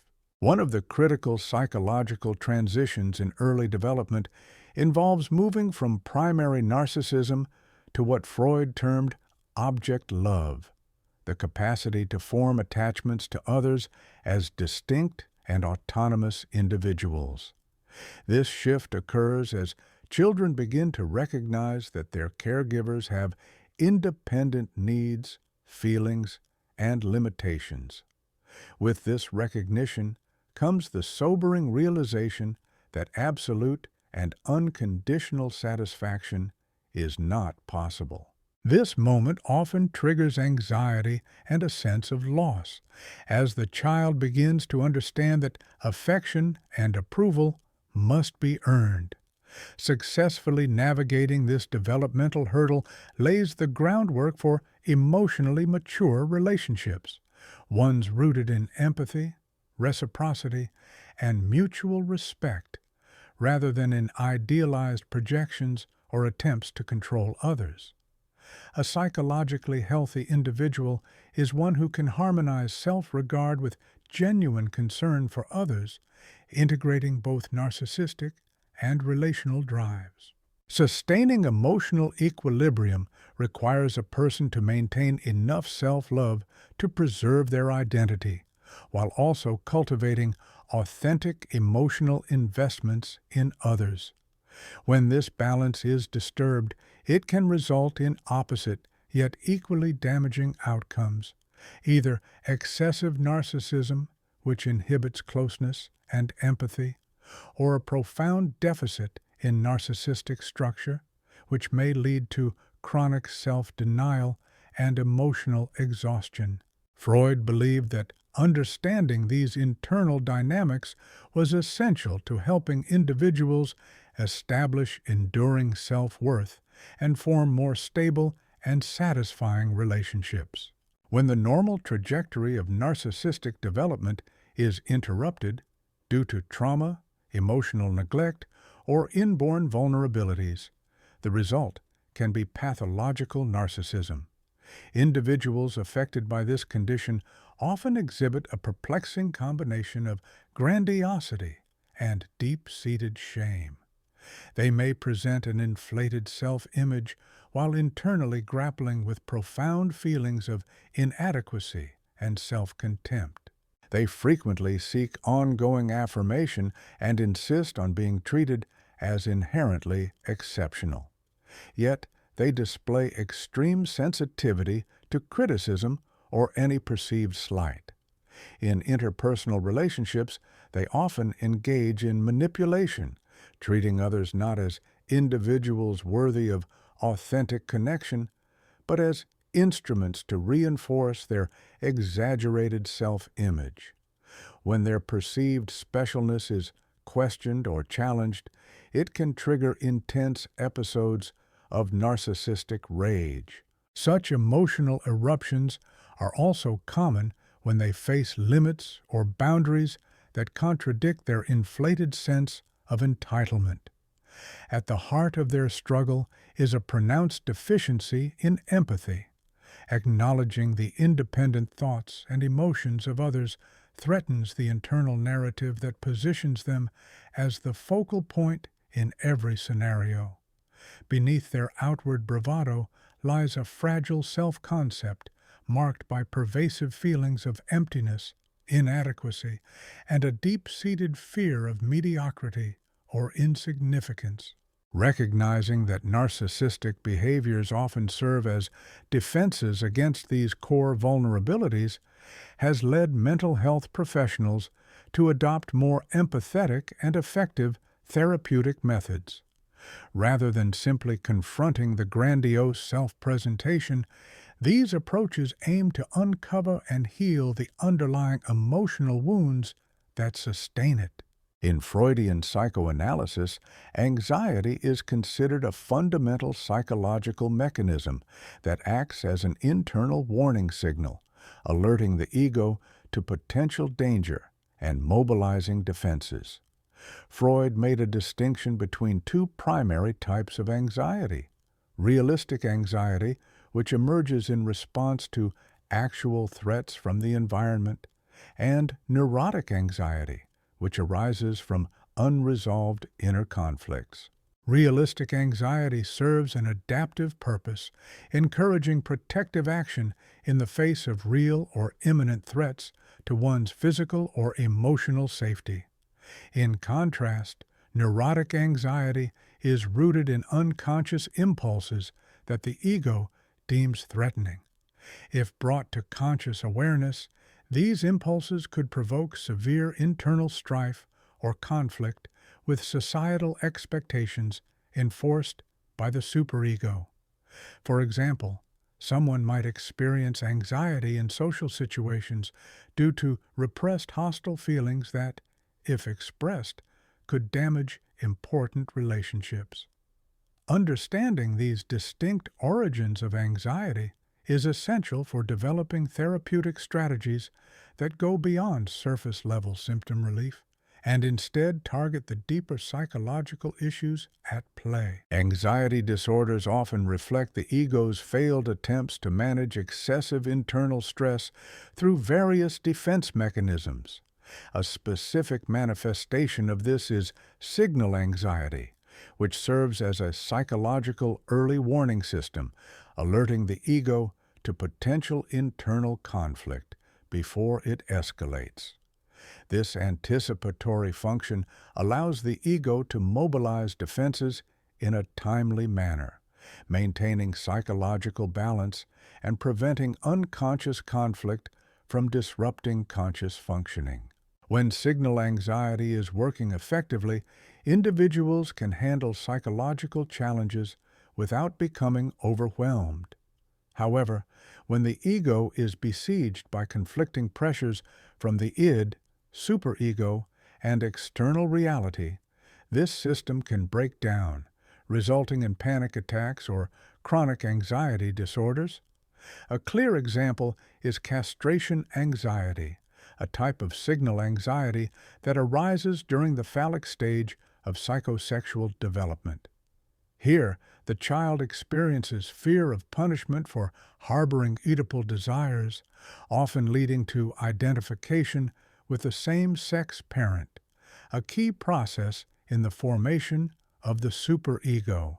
Separation anxiety represents a different form of distress driven by fear of losing essential emotional attachments. It can surface at various stages of development, particularly when an actual or imagined loss threatens the individual's sense of security. Exploring these diverse manifestations of anxiety has enabled psychoanalysts to trace adult anxiety disorders back to developmental origins, allowing for more precise and meaningful therapeutic interventions that address their psychological roots. In psychoanalytic theory, neurosis is viewed as a psychological compromise wherein the ego attempts to mediate the competing demands of the id, the superego, and reality by generating symptoms. Unlike psychotic disorders, which involve a break from reality, neurotic individuals maintain a basic awareness of the external world. However, they often suffer from symptoms that symbolically express unresolved inner conflicts. Conversion hysteria occurs when unresolved psychological conflicts are transformed into physical symptoms, providing an outlet for repressed emotions without allowing them into conscious awareness. Take, for instance, a woman unable to express anger toward her husband.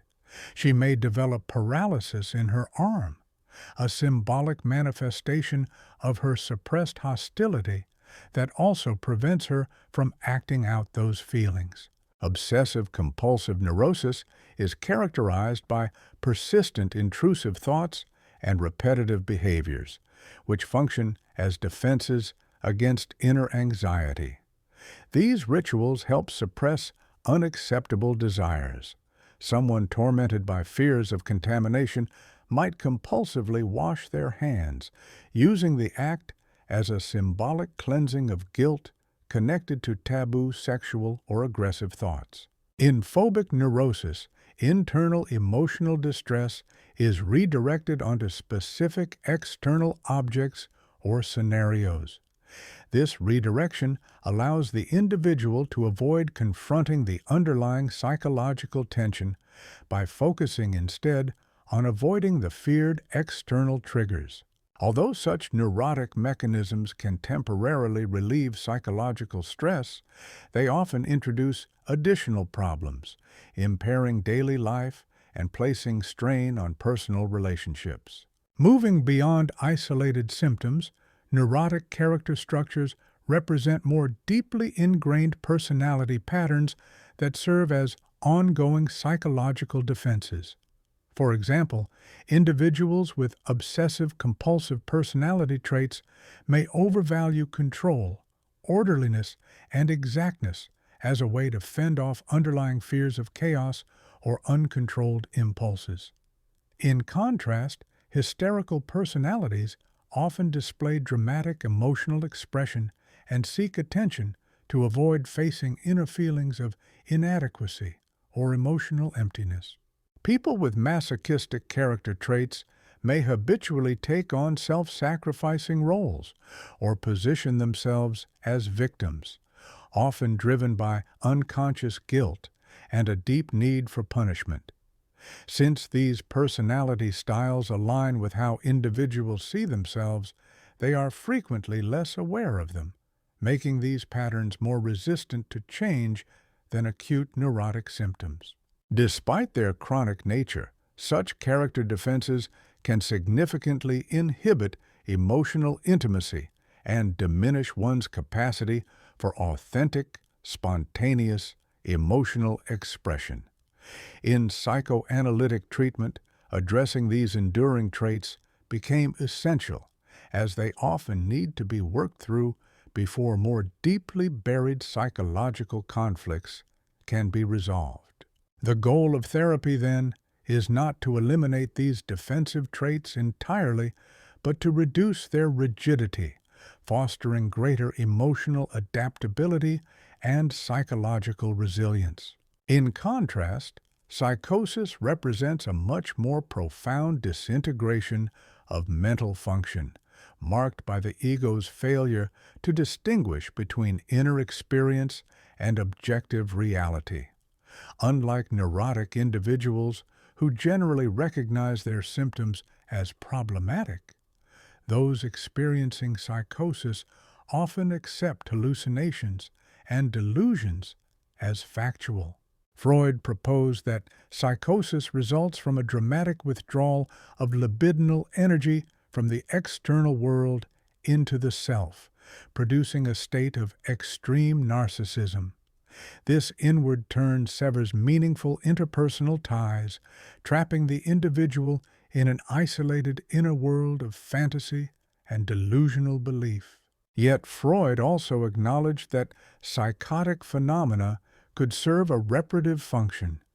Delusions may provide a coherent, albeit distorted framework to make sense of overwhelming internal chaos, while hallucinations might act as psychological substitutes for real relationships that feel too dangerous or disappointing to pursue.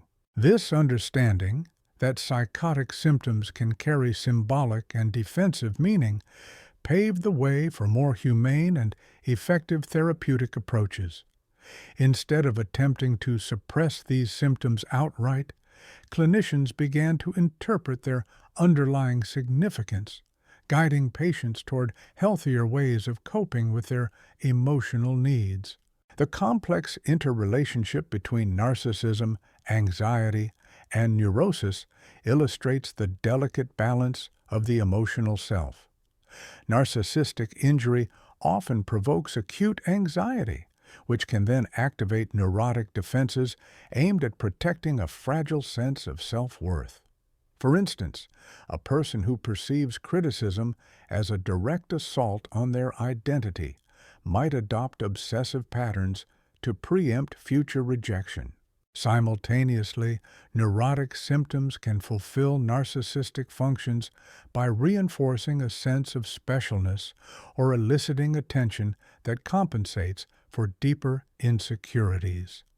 A person suffering from conversion symptoms might attract care and sympathy that were absent during times of good health, secondary benefits that may unconsciously reinforce the persistence of the symptoms.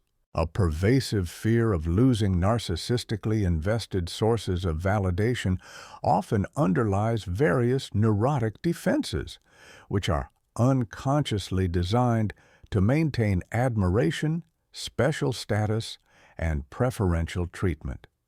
These defensive patterns are not merely symptomatic, but are deeply embedded in the individual's psychic economy, making them central to understanding the patient's inner conflicts. For psychoanalytic treatment to be effective, it is essential to explore the dynamic interrelationship between these forces rather than addressing isolated symptoms, which often fails to reach the core of the psychological disturbance. Lasting therapeutic change typically requires a direct engagement with narcissistic vulnerability, alongside efforts to strengthen the patient's capacity to tolerate and regulate anxiety. It also demands an exploration of rigid, long-standing neurotic character structures that perpetuate dysfunctional patterns. An integrated analytic approach, one that attends to the complex interactions among these elements, is fundamental to promoting genuine psychological development, increased emotional resilience, and more adaptive relational functioning. Part 9.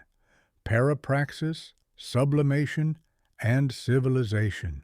Freud's investigation into parapraxis, commonly known as Freudian slips, uncovered the persistent and often invisible influence of unconscious processes on our daily behavior.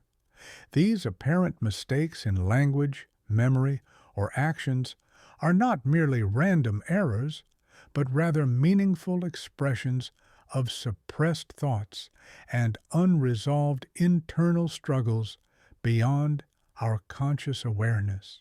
In the psychopathology of everyday life, Freud illustrated that unconscious dynamics are not limited to dreams or pathological conditions. They also permeate ordinary, day-to-day activities. Minor mishaps, such as using an incorrect word, forgetting someone's name, losing an item, or sustaining a small injury, often carry concealed psychological motives. If these motives were brought into conscious awareness, they might prove distressing or socially unacceptable. Freud regarded parapraxis as a cornerstone of psychoanalytic theory because they offered concrete proof that unconscious mechanisms are active even in seemingly normal, conscious experiences. These subtle phenomena provided observable examples of how the unconscious operates, offering individuals a pathway to recognize the hidden influences guiding their thoughts, emotions, and behaviors. Among the different types of parapraxis, verbal slips, errors in speech, are perhaps the most easily recognized. In these instances, a person unintentionally says something other than what they intended, inadvertently revealing underlying emotions or unresolved psychological conflicts. For example, someone might accidentally refer to their current partner using the name of a former one, pointing to lingering emotional attachments. Or a person who resents their boss may unintentionally make a disparaging comment disguised as praise. Even public figures and politicians sometimes make verbal gaffes that unveil personal convictions they try to suppress. Such slips occur because repressed emotions and thoughts carry a kind of psychic energy that seeks release. When the mind's internal censor is momentarily weakened, this unconscious material can surface in speech. The psychological content revealed through these slips often offers valuable insight into the speaker's hidden tensions or unmet desires. However, it's critical to remember that not every mistake in speech reveals deeper meaning. To determine whether a slip is truly indicative of unconscious conflict, one must evaluate its context, repetition, and emotional weight. Forgetting also falls under the category of parapraxis and is frequently misunderstood. Many memory lapses are not mere accidents or signs of mental decline, but function as psychological defense mechanisms. Individuals may forget names, appointments, or facts that trigger discomfort, guilt, or inner turmoil. For example, someone who routinely forgets their dental visits may unconsciously fear the procedures. Another person might consistently fail to return calls from someone they secretly dislike or wish to avoid altogether. Students may neglect to study for certain exams when the subject matter provokes feelings of inadequacy or intense competition. These patterns of selective forgetfulness indicate that the unconscious plays an active role in shaping what is retained and what is blocked from memory. In more severe cases, this motivated forgetting can result in the repression of traumatic experiences, making them entirely inaccessible to conscious thought. Yet even everyday instances of forgetfulness can provide important psychological clues, pointing toward inner conflicts and emotional struggles that subtly influence behavior. Another frequently overlooked form of parapraxis involves the misplacement or loss of personal belongings, which can also carry symbolic psychological meaning. These actions often betray an unconscious ambivalence toward the item or what it represents. For instance, someone who continually loses a gift from their partner may be struggling with unresolved emotions about the relationship. A student who keeps misplacing their textbooks may unconsciously rebel against academic pressures. Losing critical documents or items can coincide with an unconscious resistance to the duties or decisions they imply. Often, these losses occur during periods of heightened stress or looming responsibilities, indicating that the unconscious mind may be actively working to delay or avoid confronting unpleasant realities. People often come across misplaced possessions once the emotional or psychological circumstances that contributed to their disappearance have changed. By examining the unconscious factors that lead to the loss of such items, individuals can gain valuable insight into internal conflicts and conflicting emotions that may have previously gone unnoticed. Unintentional injuries and random-seeming accidents frequently carry underlying psychological significance. They often serve as veiled forms of self-punishment or as indirect outlets for repressed hostility. For example, a person who feels guilty about their achievements might inadvertently injure themselves in a way that hampers their career or derails a significant life goal. Similarly, someone harboring unresolved anger toward a family member might experience accidents that require care and attention, subtly compelling others to look after them.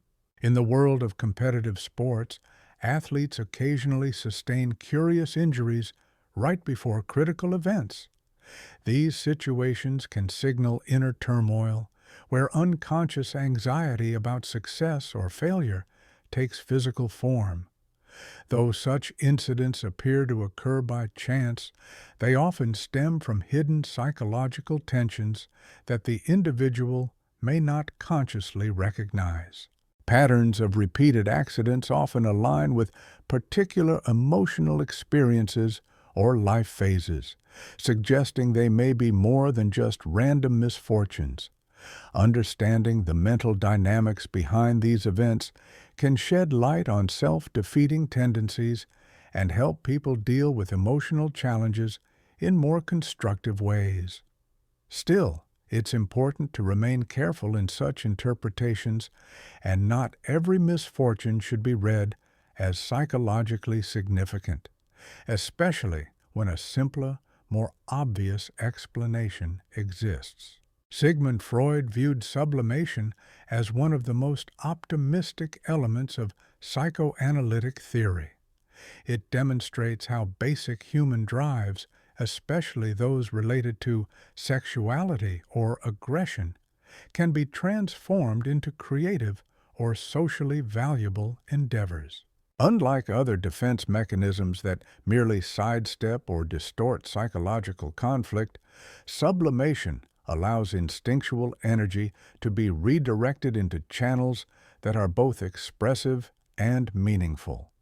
Artistic creation, for instance, frequently draws on deep emotional or libidinal energy to produce work that is both personally authentic and culturally enriching.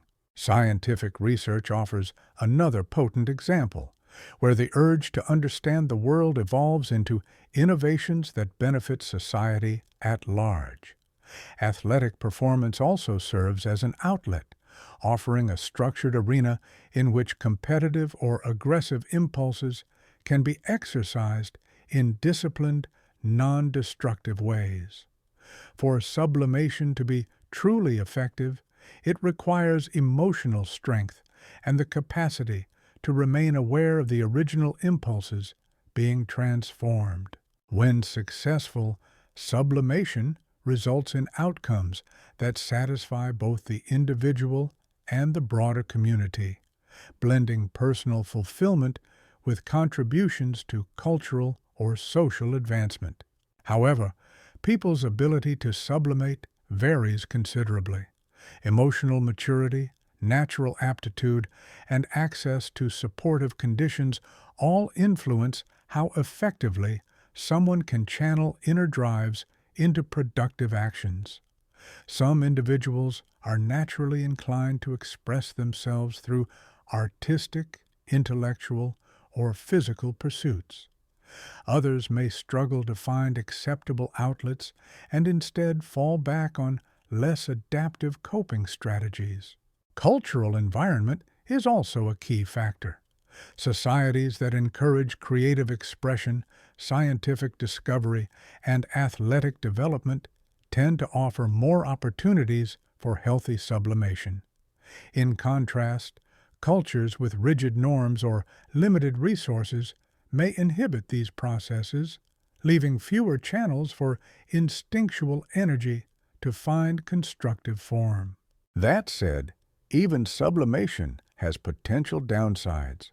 When carried to an extreme, it can foster emotional detachment. Individuals who overly intellectualize their instincts may lose touch with their emotional depth, leading to inflexibility or a numbed emotional state. The goal is not to eradicate primal urges, but to weave them into one's life in ways that honor both personal desires and the greater good. Freud's analysis of civilization uncovered a fundamental psychological contradiction. The very forces that make organized society possible also give rise to deep internal conflict. Central to this dilemma is the concept of sublimation, the psychological mechanism through which instinctual urges, particularly those related to sexuality and aggression, are redirected into behaviors deemed acceptable by society. This redirection fuels social cohesion and cultural growth, but it also produces what Freud referred to as the inherent dissatisfaction of civilized existence. This internal struggle stems from the suppression of primal impulses. The immediate fulfillment of desires must be relinquished in exchange for societal stability and deferred gratification. However, the same instinctual energy that is denied expression is not lost.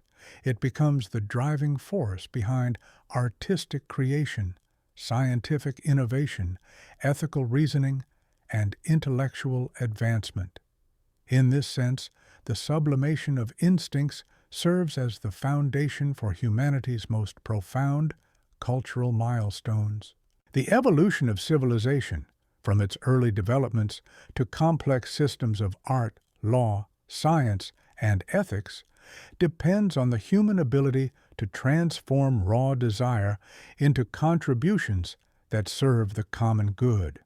Language, governance, and social institutions all demand that individuals moderate their innate urges and channel them into collective enterprises. Despite its necessity, this process carries psychological repercussions. The emotional cost of sublimation often reveals itself through neuroses, anxiety, and a range of personal and social pathologies.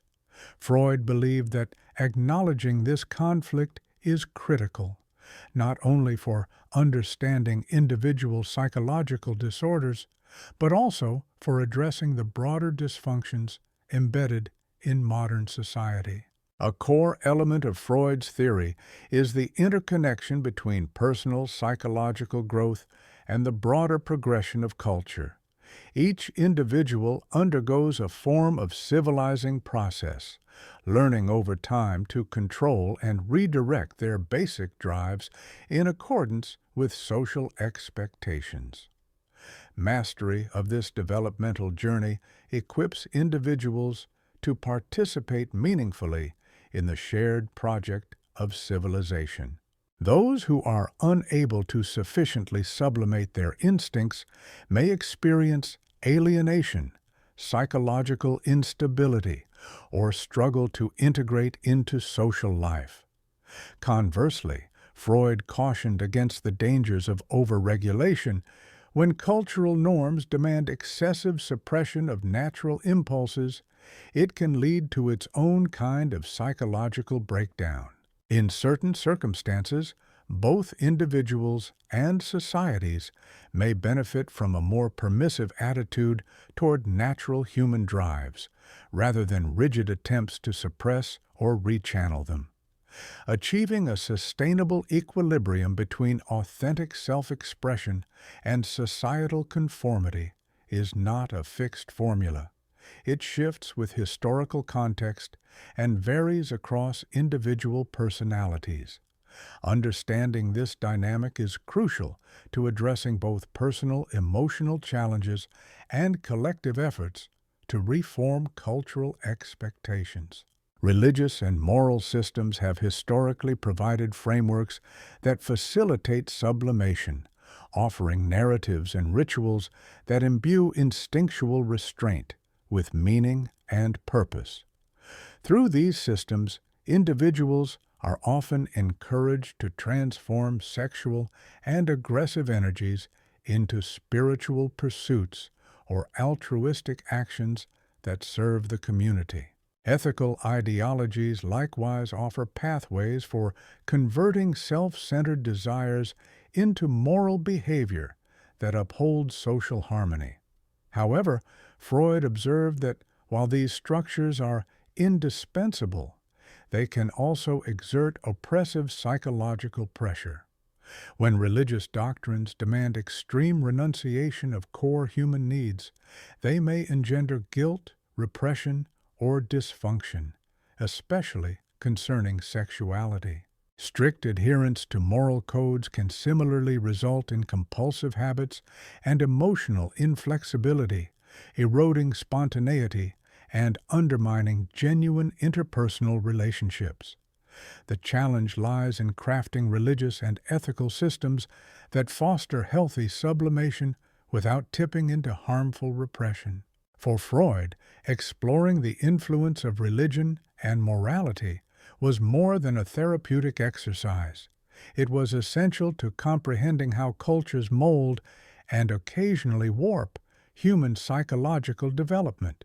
In the contemporary world, particularly within technologically advanced societies, new forms of tension around sublimation have surfaced, challenges that Freud could only speculate about. Digital technologies now provide novel outlets for creativity, connection, and self-expression through virtual art, social media, and online collaboration. Yet, they also enable instant gratification on an unprecedented scale, potentially eroding the discipline and patience required for deep, lasting forms of sublimation. Digital entertainment, particularly video games, provides a swift and accessible outlet for aggressive and competitive impulses, often circumventing the need for self-discipline, skill development, or the patience required by more traditional methods of sublimation. In much the same way, modern consumerism encourages the immediate satisfaction of wants through acquisition, rather than channeling these impulses into the kind of creative or productive expressions that sublimation ideally fosters. To fully understand the consequences of these contemporary patterns, Freudian theory must be adapted to fit the realities of current psychological and cultural landscapes. Although Freud's central premise, that primal drives must be redirected into socially constructive forms, continues to hold relevance, the specific means by which such transformation occurs are now deeply influenced by evolving cultural norms and technological advances. Efforts to enhance mental health and inform sound social policy must therefore consider how contemporary conditions either facilitate or hinder the mechanisms necessary for healthy sublimation to take place. Part 10. Case Studies and Clinical Applications. Freud's most influential insights emerged directly from his intensive work in clinical settings.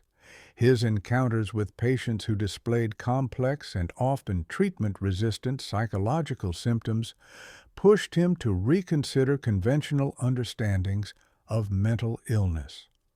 These first-hand experiences form the foundation of psychoanalytic theory, vividly demonstrating how unconscious conflicts manifest through psychological disturbances. Beyond contributing to theoretical frameworks, these patient cases also revealed the inner workings of the therapeutic relationship. They illustrated the transformative process by which individuals, through therapy, could become aware of the hidden forces driving their behavior, leading to significant emotional and psychological healing. Among the most pivotal case studies were those of Anna O., a cornerstone in the development of the talking cure; little Hans, whose intense fear of horses provided insight into childhood anxiety; Dora, a young woman treated for hysteria; and the Rat Man, whose obsessive thoughts and compulsive rituals offered a window into the workings of neurosis. Each of these clinical examples exposed key psychological mechanisms and illuminated the profound connections between early developmental experiences, suppressed emotions, and adult psychopathology. These narratives were more than historical records. They became essential pedagogical tools for training psychoanalysts, showing not only the application of Freud's concepts in real-world therapy, but also the therapeutic potential of uncovering unconscious material. The case of Anna O., later identified as Bertha Pappenheim, is widely considered the archetype of psychoanalytic treatment. Although her therapy began under the care of Freud's colleague, Joseph Breuer, her symptoms and response to treatment significantly influenced Freud's evolving ideas on hysteria and the curative power of verbal expression. Anna O. presented with a range of physical symptoms, paralysis, speech disturbances, and visual impairments, following the emotional distress of her father's illness and death. These physical ailments lacked any medical explanation and seemed instead to originate from unresolved psychological trauma. Brewer observed that when Anna was able to access and articulate the repressed memories tied to these symptoms, the symptoms would temporarily subside. She famously described this therapeutic release as the talking cure, or chimney sweeping, acknowledging the sense of emotional relief it provided. Her case demonstrated that such symptoms were not arbitrary, but rather symbolic expressions of deeper internal conflicts. Moreover, it highlighted the concept of transference. Anna developed powerful romantic feelings toward Brewer, which Freud interpreted as a redirection of unresolved emotions connected to her father. The analysis of Little Hands marked Freud's first in-depth application of psychoanalysis to a child and offered early evidence of how adult neuroses might originate in childhood experiences. At 5 years old, Hans developed an overwhelming fear of horses that became so intense he was afraid to go outside. Under Freud's supervision, Hans's father conducted the observations and shared the findings with Freud for interpretation. Freud traced the source of the boy's phobia to unconscious anxieties rooted in the Utopus complex and fears of castration. After witnessing a horse fall and be whipped, Hans unconsciously associated the traumatic incident with his own inner turmoil, especially his guilt over feelings of affection and desire for his mother. Freud concluded that Hans projected his conflicting emotions onto the horse, which became a symbolic representation of his father, whom he both revered and saw as a rival. The phobia served multiple unconscious purposes. It allowed Hans to express his forbidden emotions indirectly, while also avoiding direct confrontation with the fear of punishment. Through careful analysis and interpretation of these hidden conflicts, Hans's phobia gradually diminished, offering persuasive evidence for Freud's theory of the Oedipus complex and reinforcing the utility of psychoanalysis in treating childhood conditions. The case also emphasized the important role parents can play in recognizing and constructively addressing the emotional challenges faced by their children. The case of Dora, an 18-year-old diagnosed with what was then called conversion hysteria, vividly illustrates the complex interplay between sexual trauma, family dynamics, and the emergence of neurotic symptoms. She presented with a variety of puzzling physical issues, including persistent coughing, bouts of mutism, and sudden fainting spells, that resisted any straightforward medical explanation. These psychosomatic disturbances were closely connected to the unwanted sexual attention she received from Herr K., a trusted family acquaintance, and were further complicated by her father's extramarital relationship with Herr K.'s wife. Through psychoanalytic exploration, Freud uncovered how Dora's bodily symptoms served as symbolic expressions of her psychological conflict, particularly her confusion surrounding her developing sexuality, feelings of abandonment by the adults around her, and unconscious identification with figures entangled in her family's secret dramas. However, this case also revealed limitations in the early stages of psychoanalytic technique. Dora ended her treatment abruptly after Freud interpreted her inner conflicts and desires too quickly, without fully establishing a secure therapeutic foundation, demonstrating the potential harm of premature analysis. Her withdrawal from therapy highlighted the importance of pacing and empathy in psychoanalytic practice. Forming a solid therapeutic bond and earning the patient's trust are vital before introducing emotionally charged interpretations of unconscious content. Dora's experience also raised significant ethical considerations about the analyst's role in addressing cases involving actual sexual abuse. It brought into focus the need to navigate carefully between exploring internal psychic mechanisms and acknowledging the external reality of trauma or exploitation.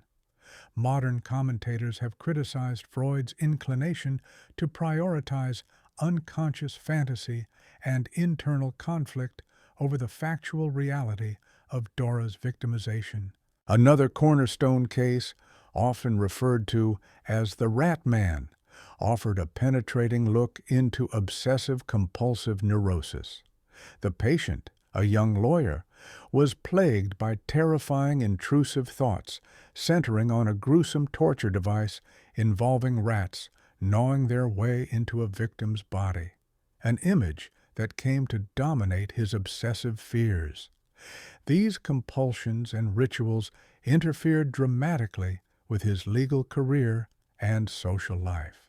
Freud's interpretation revealed that the rat symbolism was deeply entwined with unresolved emotional tensions, particularly around money, sexuality, and conflicting feelings toward his late father.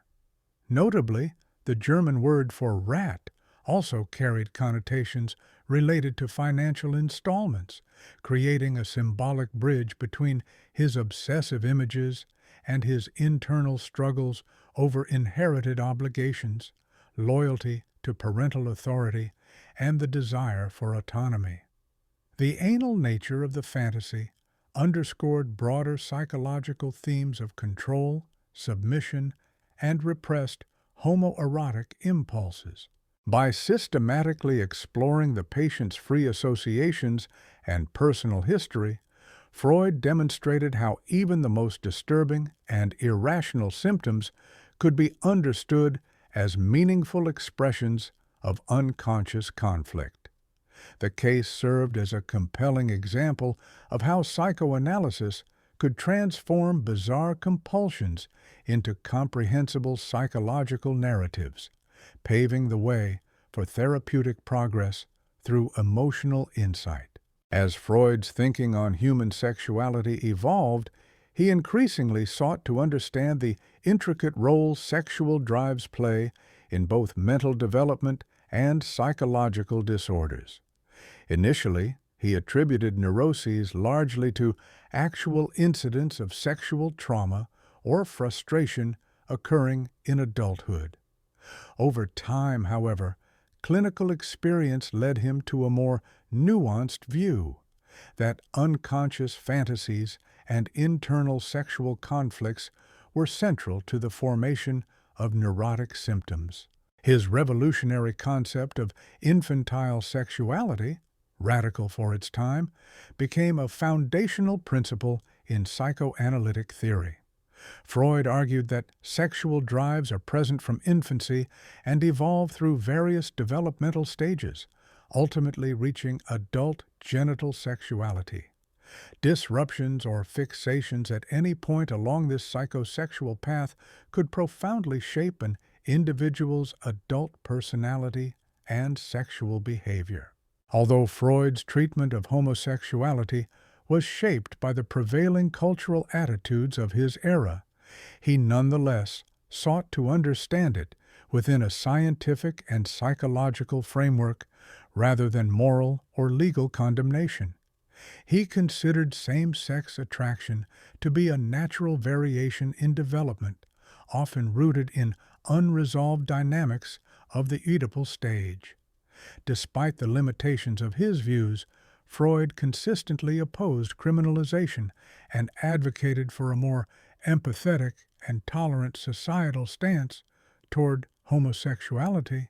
Freud came to see bisexuality as a fundamental component in the structure of human sexuality and psychological development.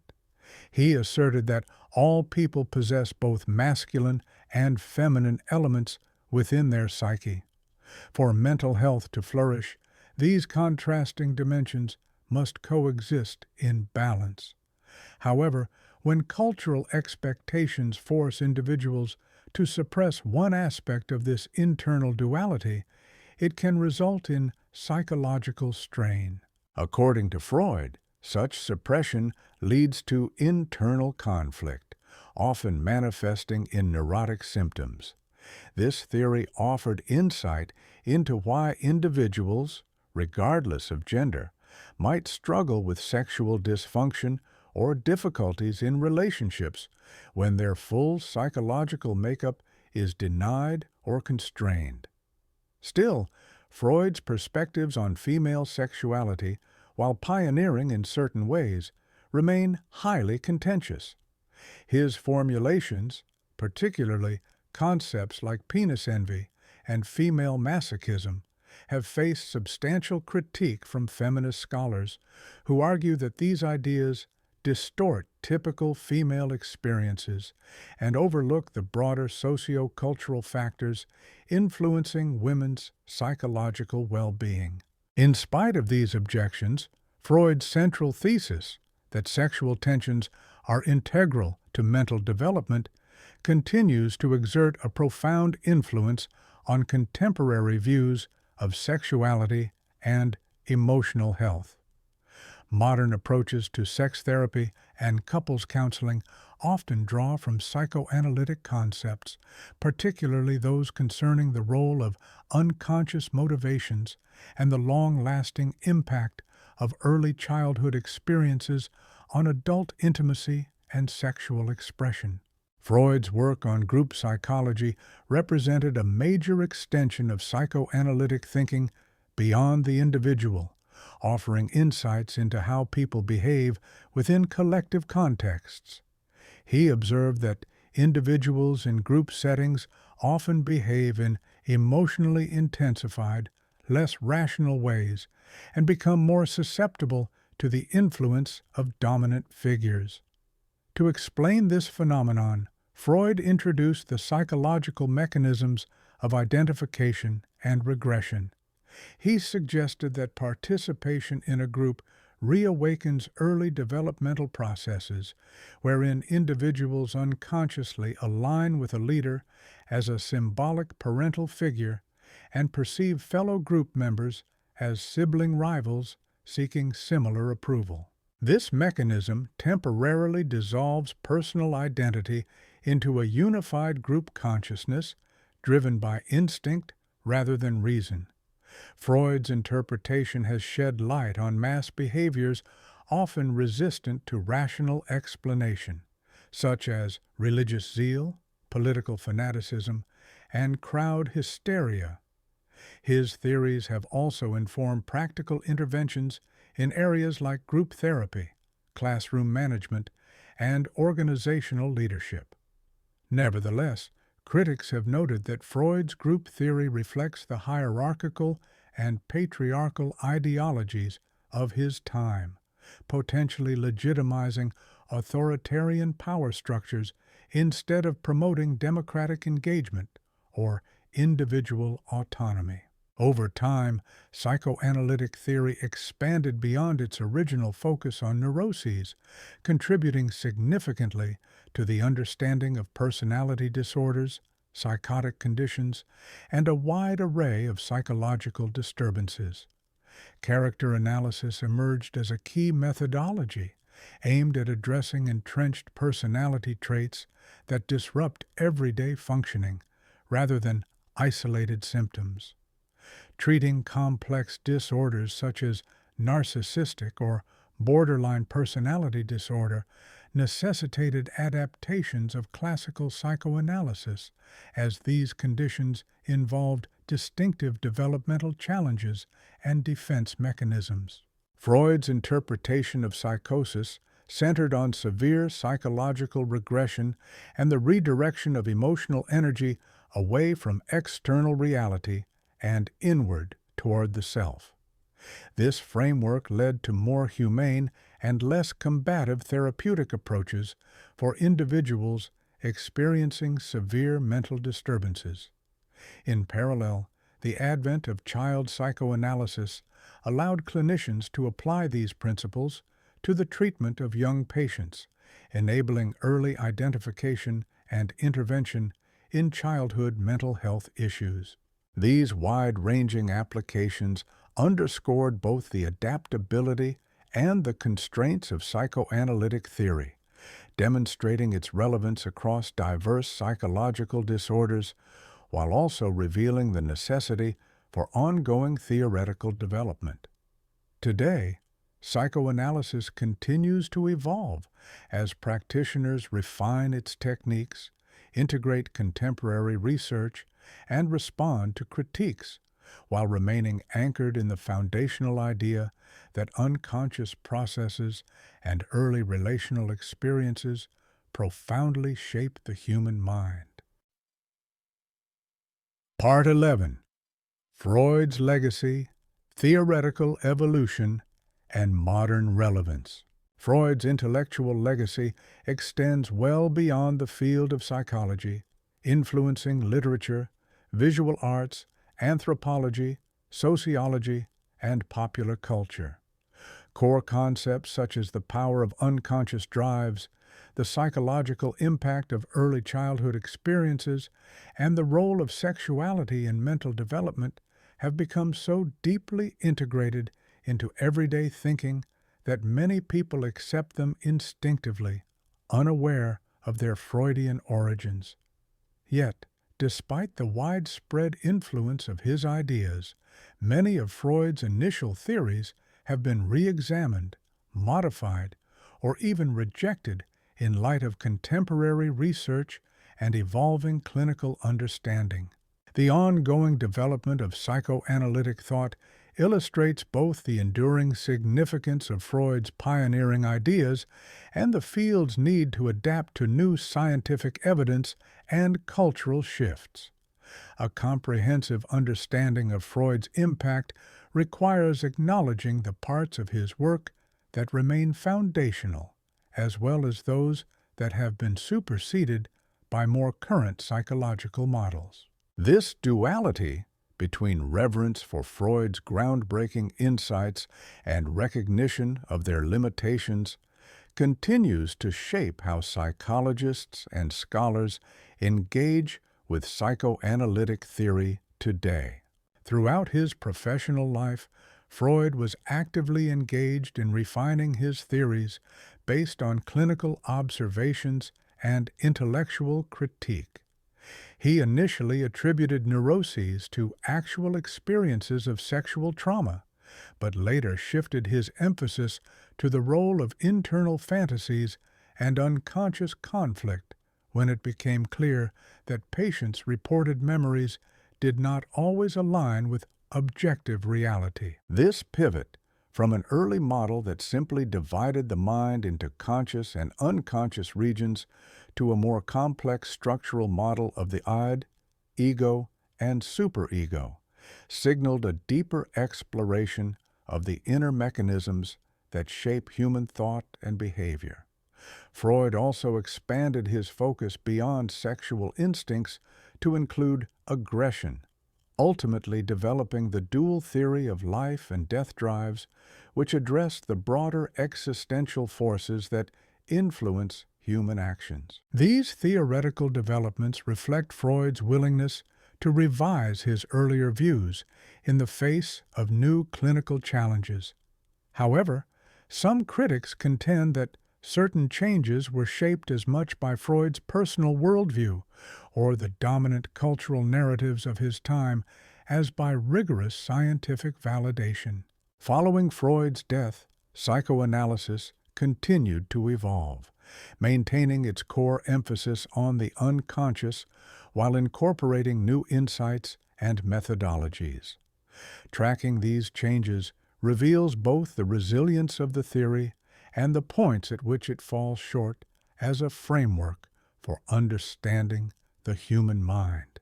Whether psychoanalysis qualifies as a scientific enterprise remains a matter of debate.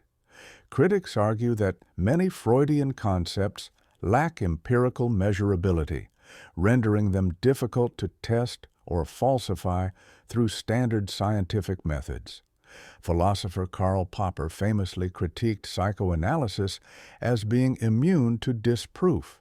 Its flexibility, he claimed, made it scientifically unreliable. Others have pointed out that Freud's foundational ideas were often based on small and unrepresentative case studies, raising questions about their generalizability. Additionally, the absence of large-scale controlled studies demonstrating the effectiveness of psychoanalytic therapy, especially when compared to more structured, evidence-based treatments, has prompted skepticism regarding its clinical value. Nevertheless, supporters argue that psychoanalysis engages with complex layers of mental life that are not easily captured by conventional experimental designs. They view in-depth case studies and detailed clinical narratives as legitimate forms of knowledge, offering insights that quantitative approaches may miss. Advances in neuroscience and attachment theory have provided empirical backing for some Freudian ideas, while also challenging others. These developments underscore both the enduring relevance and the boundaries of Freud's original thinking. In the end, the controversy over psychoanalysis's scientific status reflects broader philosophical tensions about how best to explore the human mind, and how to balance empirical inquiry with the nuanced realities of clinical practice. Feminist scholars have long challenged the foundational tenets of Freudian psychology, particularly critiquing concepts like penis envy and the supposed inherent masochism of women. They argue that these ideas are less reflective of objective scientific analysis and more indicative of a patriarchal worldview embedded within Freud's theoretical framework. Central to these critiques is the claim that Freud's theories were predominantly derived from his interactions with male patients and speculative reasoning, rather than empirical research specifically investigating women's psychological experiences. Freud often attributed women's psychological difficulties to biological inferiority or an alleged failure to reach full psychosexual development. In doing so, he largely ignored the powerful role of cultural norms and societal pressures in shaping mental health. Feminist thinkers have pushed back against this view, emphasizing that gendered expectations and lived experiences significantly influence psychological differences. In response, they have proposed alternative models that prioritize relational dynamics and the socio-cultural contexts in which women develop. Despite their criticisms, not all feminist psychoanalysts have discarded Freud's work wholesale. Instead, many have engaged in a process of critical reinterpretation, working to preserve the valuable aspects of psychoanalytic theory, especially its insights into the unconscious, while removing or revising its sexist assumptions. This reimagining of Freud's legacy has contributed to a more complex and inclusive understanding of gender identity and the psychological effects of structural inequality. The feminist reworking of psychoanalytic thought has underscored the dangers of cultural bias in scientific theorizing and highlighted the importance of incorporating diverse perspectives into psychological research. Consequently, modern psychoanalysis has distanced itself from some of Freud's most problematic assertions about gender, while retaining core principles related to unconscious processes and developmental psychology. Cultural and cross-cultural critiques have further exposed the limited applicability of many Freudian ideas, pointing out that they often stem from a narrow Western bourgeois framework. Key Freudian constructs, such as the emphasis on the nuclear family or the centrality of the individual psyche, do not easily align with societies that value extended family systems or hold alternative gender roles and norms.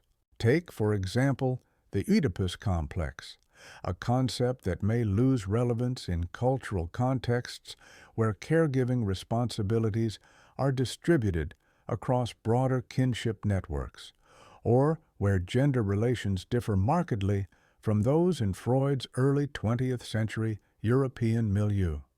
Additionally, critics argue that Freud's focus on internal psychic conflict can obscure the significance of systemic issues like poverty, social injustice, and institutional oppression in contributing to psychological distress. Nevertheless, psychoanalytic ideas have been thoughtfully adapted across different cultural landscapes, suggesting that some of Freud's insights into unconscious functioning and personality development possess a degree of universality. In response, contemporary psychoanalysts have increasingly embraced cultural sensitivity, working to reshape theories and therapeutic practices to better reflect diverse human experiences. The task now confronting theorists is to disentangle what elements of psychological development are truly universal from those that are culturally specific. Engaging with this complexity has not only refined psychoanalytic theory, but has also enriched our broader understanding of how cultural frameworks shape mental health and human growth. At the same time, developments in neuroscience have lent some empirical support to Freud's broader ideas. For instance, neuroimaging research has confirmed that a large portion of mental activity occurs outside of conscious awareness, affirming Freud's foundational claim about the unconscious mind. Additionally, studies on trauma and memory suggest that painful experiences can be repressed or dissociated, later influencing behavior in subtle but powerful ways. Research in attachment theory and early childhood brain development also supports Freud's assertion that early life experiences have a profound impact on emotional health and personality formation. However, neuroscience has largely failed to validate Freud's more specific theories, such as the Oedipus complex or the sequential stages of psychosexual development, casting doubt on the literal truth of some of his more elaborate claims. The relationship between neural activity and subjective psychological experience proves to be far more complex and indirect than the early psychoanalytic theories once assumed. Although research findings remain diverse, a growing number of neuroscientists now acknowledge that Freud's focus on unconscious processes and the formative influence of early life events anticipated discoveries that neuroscience has only recently begun to confirm. As both fields, neuroscience and psychoanalysis, continue to evolve, they are increasingly finding common ground in explaining the interplay between biological mechanisms and psychological development. This trend points to a more sophisticated integration that connects the workings of the brain with the lived experiences of the mind. Contemporary psychotherapy has been significantly influenced by psychoanalytic ideas, even among schools of thought that distance themselves from Freud's original theories. Central tenets like the importance of the therapeutic relationship, the presence of unconscious influences, and the enduring impact of childhood experiences are now fundamental across many forms of therapy. For instance, cognitive behavioral therapy, though rooted in evidence-based methodology, acknowledges the role of unconscious cognitive processes in shaping behavior. Humanistic approaches such as client-centered therapy also reflect psychoanalytic priorities, particularly in emphasizing the therapeutic relationship. However, they place greater value on empathy, authenticity, and emotional validation rather than interpretation or analysis. Similarly, family systems therapy draws on psychoanalytic insights regarding the long-term effects of early relational dynamics, but redirects attention to current interpersonal patterns within family units rather than internal conflicts. Even short-term and structured therapies frequently employ revised versions of classic psychoanalytic ideas like transference and resistance, adapting them to fit the goals of briefer treatment models. This widespread incorporation demonstrates the lasting relevance of psychoanalytic thought, even as its outdated or unverified aspects have been set aside. Psychotherapy as a discipline continues to develop by blending time-tested psychoanalytic concepts with findings from current scientific research and clinical practice. This evolution reflects a pragmatic approach, retaining what remains therapeutically effective while discarding notions that lack empirical support or fail to align with modern understanding. Freud's legacy also endures in the broader cultural imagination, shaping how people think and talk about the mind, relationships, and personal motivation. Everyday language is filled with terms such as repression, unconscious, defense mechanisms, and Freudian slip, often used by individuals with no formal exposure to psychoanalytic theory. Popular media, including books, films, and television, frequently explore psychoanalytic themes to explain characters' inner conflicts and behavioral motivations. The widespread belief that early childhood shapes adult personality has become a staple in both mainstream discussions of development and in widely accepted parenting philosophies. Yet, the public's interpretation of Freudian ideas is often oversimplified or inaccurate, diverging significantly from the complexity of formal psychoanalytic thought. The popularity of these concepts reflects their intuitive appeal and explanatory power, while also illustrating how scientific theories can be misrepresented or diluted when adopted by popular culture. Examining the contrast between formal psychoanalytic theory and its cultural representations can help highlight both the strengths and shortcomings of Freud's legacy. The enduring presence of these ideas in everyday life suggests that they resonate with fundamental human concerns, maintaining relevance even as scholarly debates about their validity continue. Looking ahead, Freud's contributions will likely remain influential to the extent that they are successfully integrated with modern frameworks for understanding the mind. Ongoing advances in genetics, neuroscience, and social psychology offer valuable new perspectives on the kinds of issues Freud first explored in his clinical work and theoretical writings. Rather than framing these newer disciplines as oppositional to psychoanalysis, there is growing recognition of the value in a more unified, interdisciplinary approach to the study of human behavior and mental life.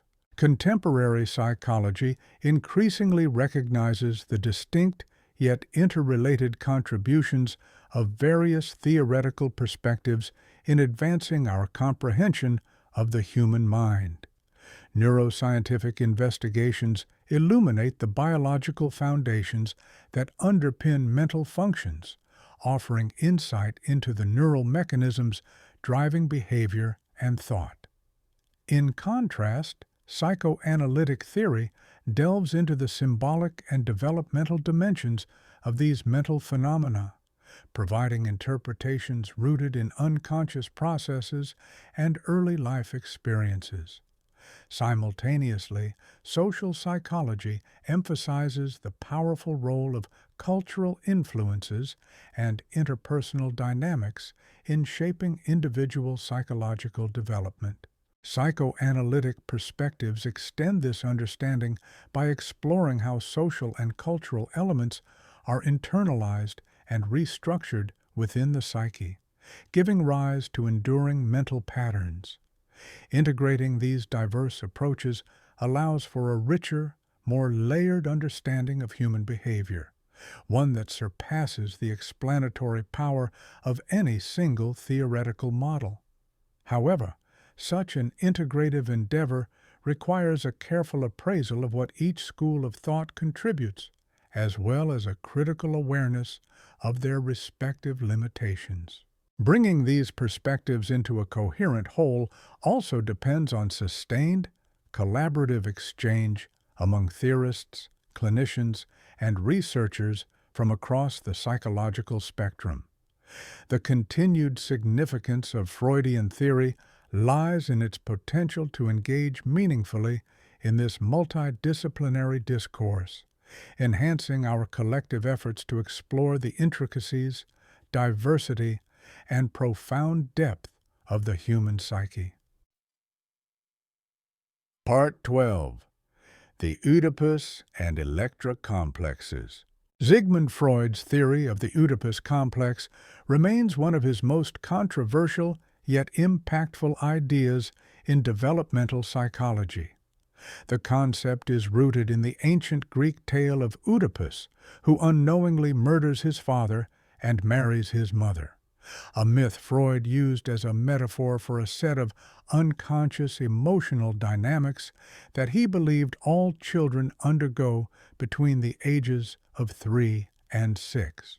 According to Freud, during what he designated as the phallic stage of psychosexual development, young boys experience an intense, instinctive attachment to their mothers that blends both emotional closeness and emerging sexual curiosity. At the same time, they begin to view their fathers with antagonism and suspicion, seeing them as rivals for their mother's affection. This internal struggle, which cannot be directly confronted or resolved, forms what Freud saw as a central psychological challenge in early childhood. In his view, overcoming this complex was essential for emotional and mental development.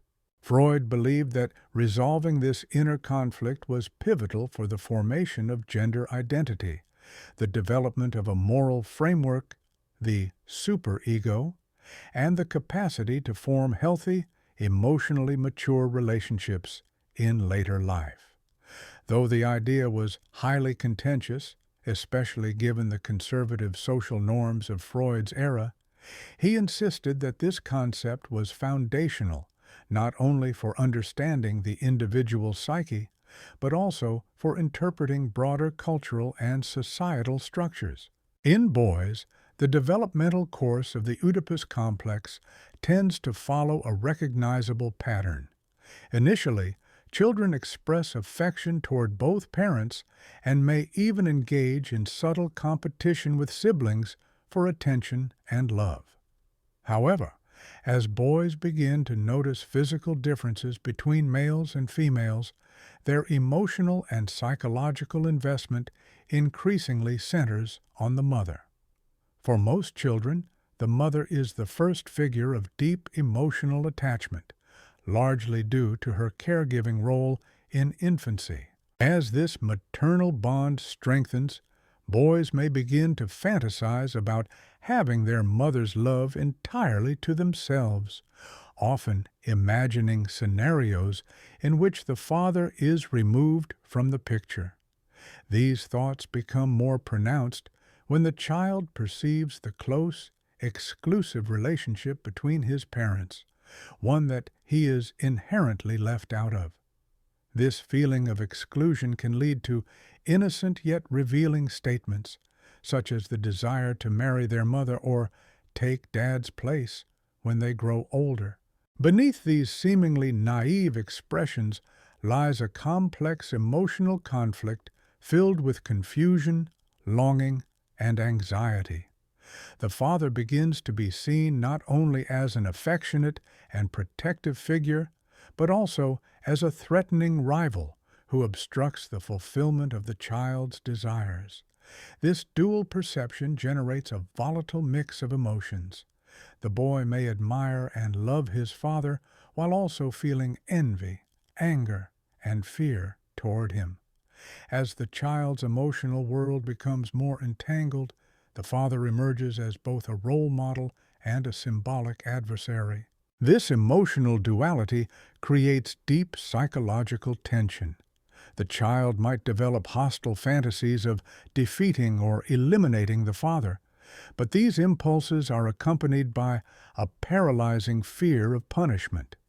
In the child's imagination, the father becomes a powerful authority figure capable of delivering severe consequences for such forbidden desires. Freud theorized that this fear ultimately solidifies into what he called castration anxiety, a terrifying belief that the father might retaliate by removing what the boy views as the source of his desires, the penis. Upon realizing that girls do not possess penises, boys may interpret this absence as evidence of a past punishment, reinforcing the belief that harboring incestuous feelings could result in a similar fate. This dreadful conclusion instills a profound fear of mutilation and loss. In the child's mind, the father becomes the symbolic guardian of sexual boundaries, the one who enforces the consequences of stepping beyond them. Boys manage the emotional challenges of the Oedipal phase by choosing to identify with their fathers. Upon recognizing their inability to surpass their fathers in winning the mother's affection, they ease this internal conflict by aligning themselves with the paternal figure, striving to imitate his behaviors, values, and societal role. This identification serves multiple important psychological purposes that contribute to resolving the Oedipal struggle. By embracing their father's principles, beliefs, and moral expectations, boys begin forming the superego, the internalized system of ethical judgment. At the same time, they adopt culturally sanctioned masculine behaviors and gender norms, laying the groundwork for a secure male sexual identity. Through this alignment, boys achieve a form of symbolic satisfaction, imagining themselves as indirectly included in the exclusive parental relationship. Furthermore, they develop the anticipation that they too will one day receive affection from a romantic partner, compensating for the maternal love that is currently out of reach. This psychological transition necessitates deferring immediate emotional desires in pursuit of future emotional intimacy. As a consequence, boys start to value authority, develop a conscience, and gain the capacity to form healthy heterosexual bonds later in life.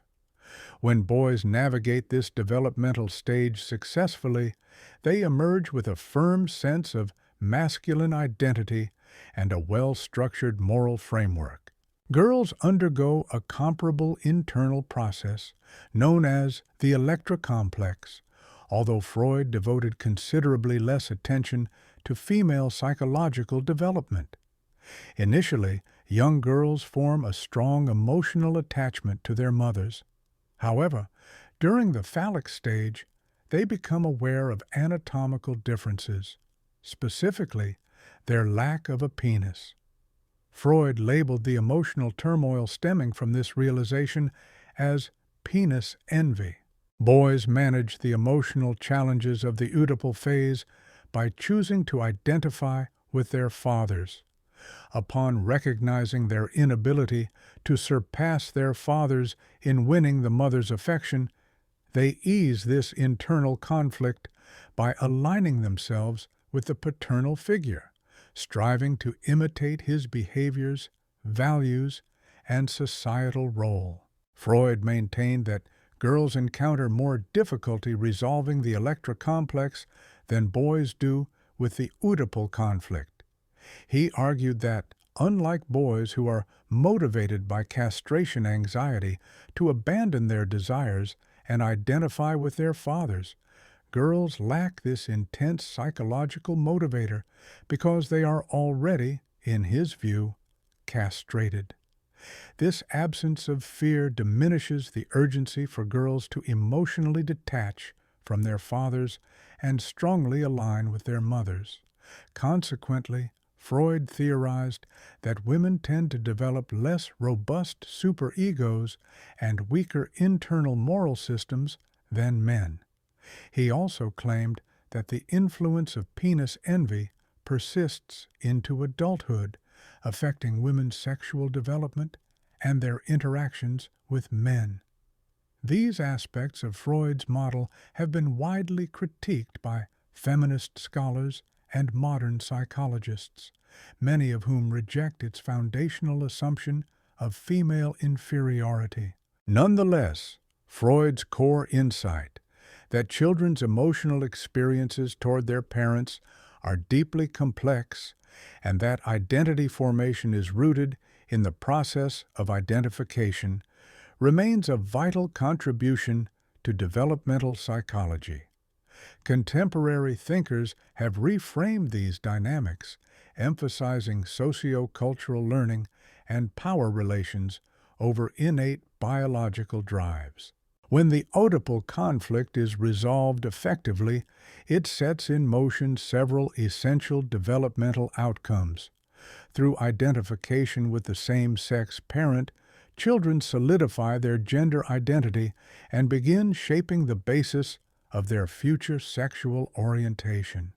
They internalize moral principles, develop the capacity for guilt and shame, and acquire the ability to reason ethically. The superego arises as an internal authority that governs behavior independently of outside enforcement. This developmental achievement enables children to delay gratification, accept that not all desires will be fulfilled immediately, and adapt to the constraints of reality. They also begin to honor social rules, respect authority, and navigate institutional structures, all of which are necessary for functional participation in society. Most importantly, children learn to channel instinctual drives, particularly those related to sexuality and aggression, into productive, culturally acceptable activities through the process of sublimation. These milestones form the foundation of psychological well-being and equip individuals to build emotionally satisfying, mature relationships in adult life. A failure to successfully navigate the Oedipus complex can result in enduring psychological struggles that persist well into adulthood. In such instances, individuals may develop an emotional fixation on the parent of the opposite sex, which can hinder their ability to cultivate deep, satisfying relationships. They might habitually choose partners who resemble that parent or experience chronic discontent, feeling that no relationship can match the idealized intimacy of their early childhood attachment. Some people carry residual guilt or anxiety linked to their childhood sexual thoughts and impulses, often due to unresolved internal conflicts. These early struggles can manifest later as difficulties in relating to authority figures, rooted in subconscious rivalries with the parent of the same sex. Such inner turmoil may surface either as resistance to authority or, alternatively, as an overdependence on others and a submissive disposition.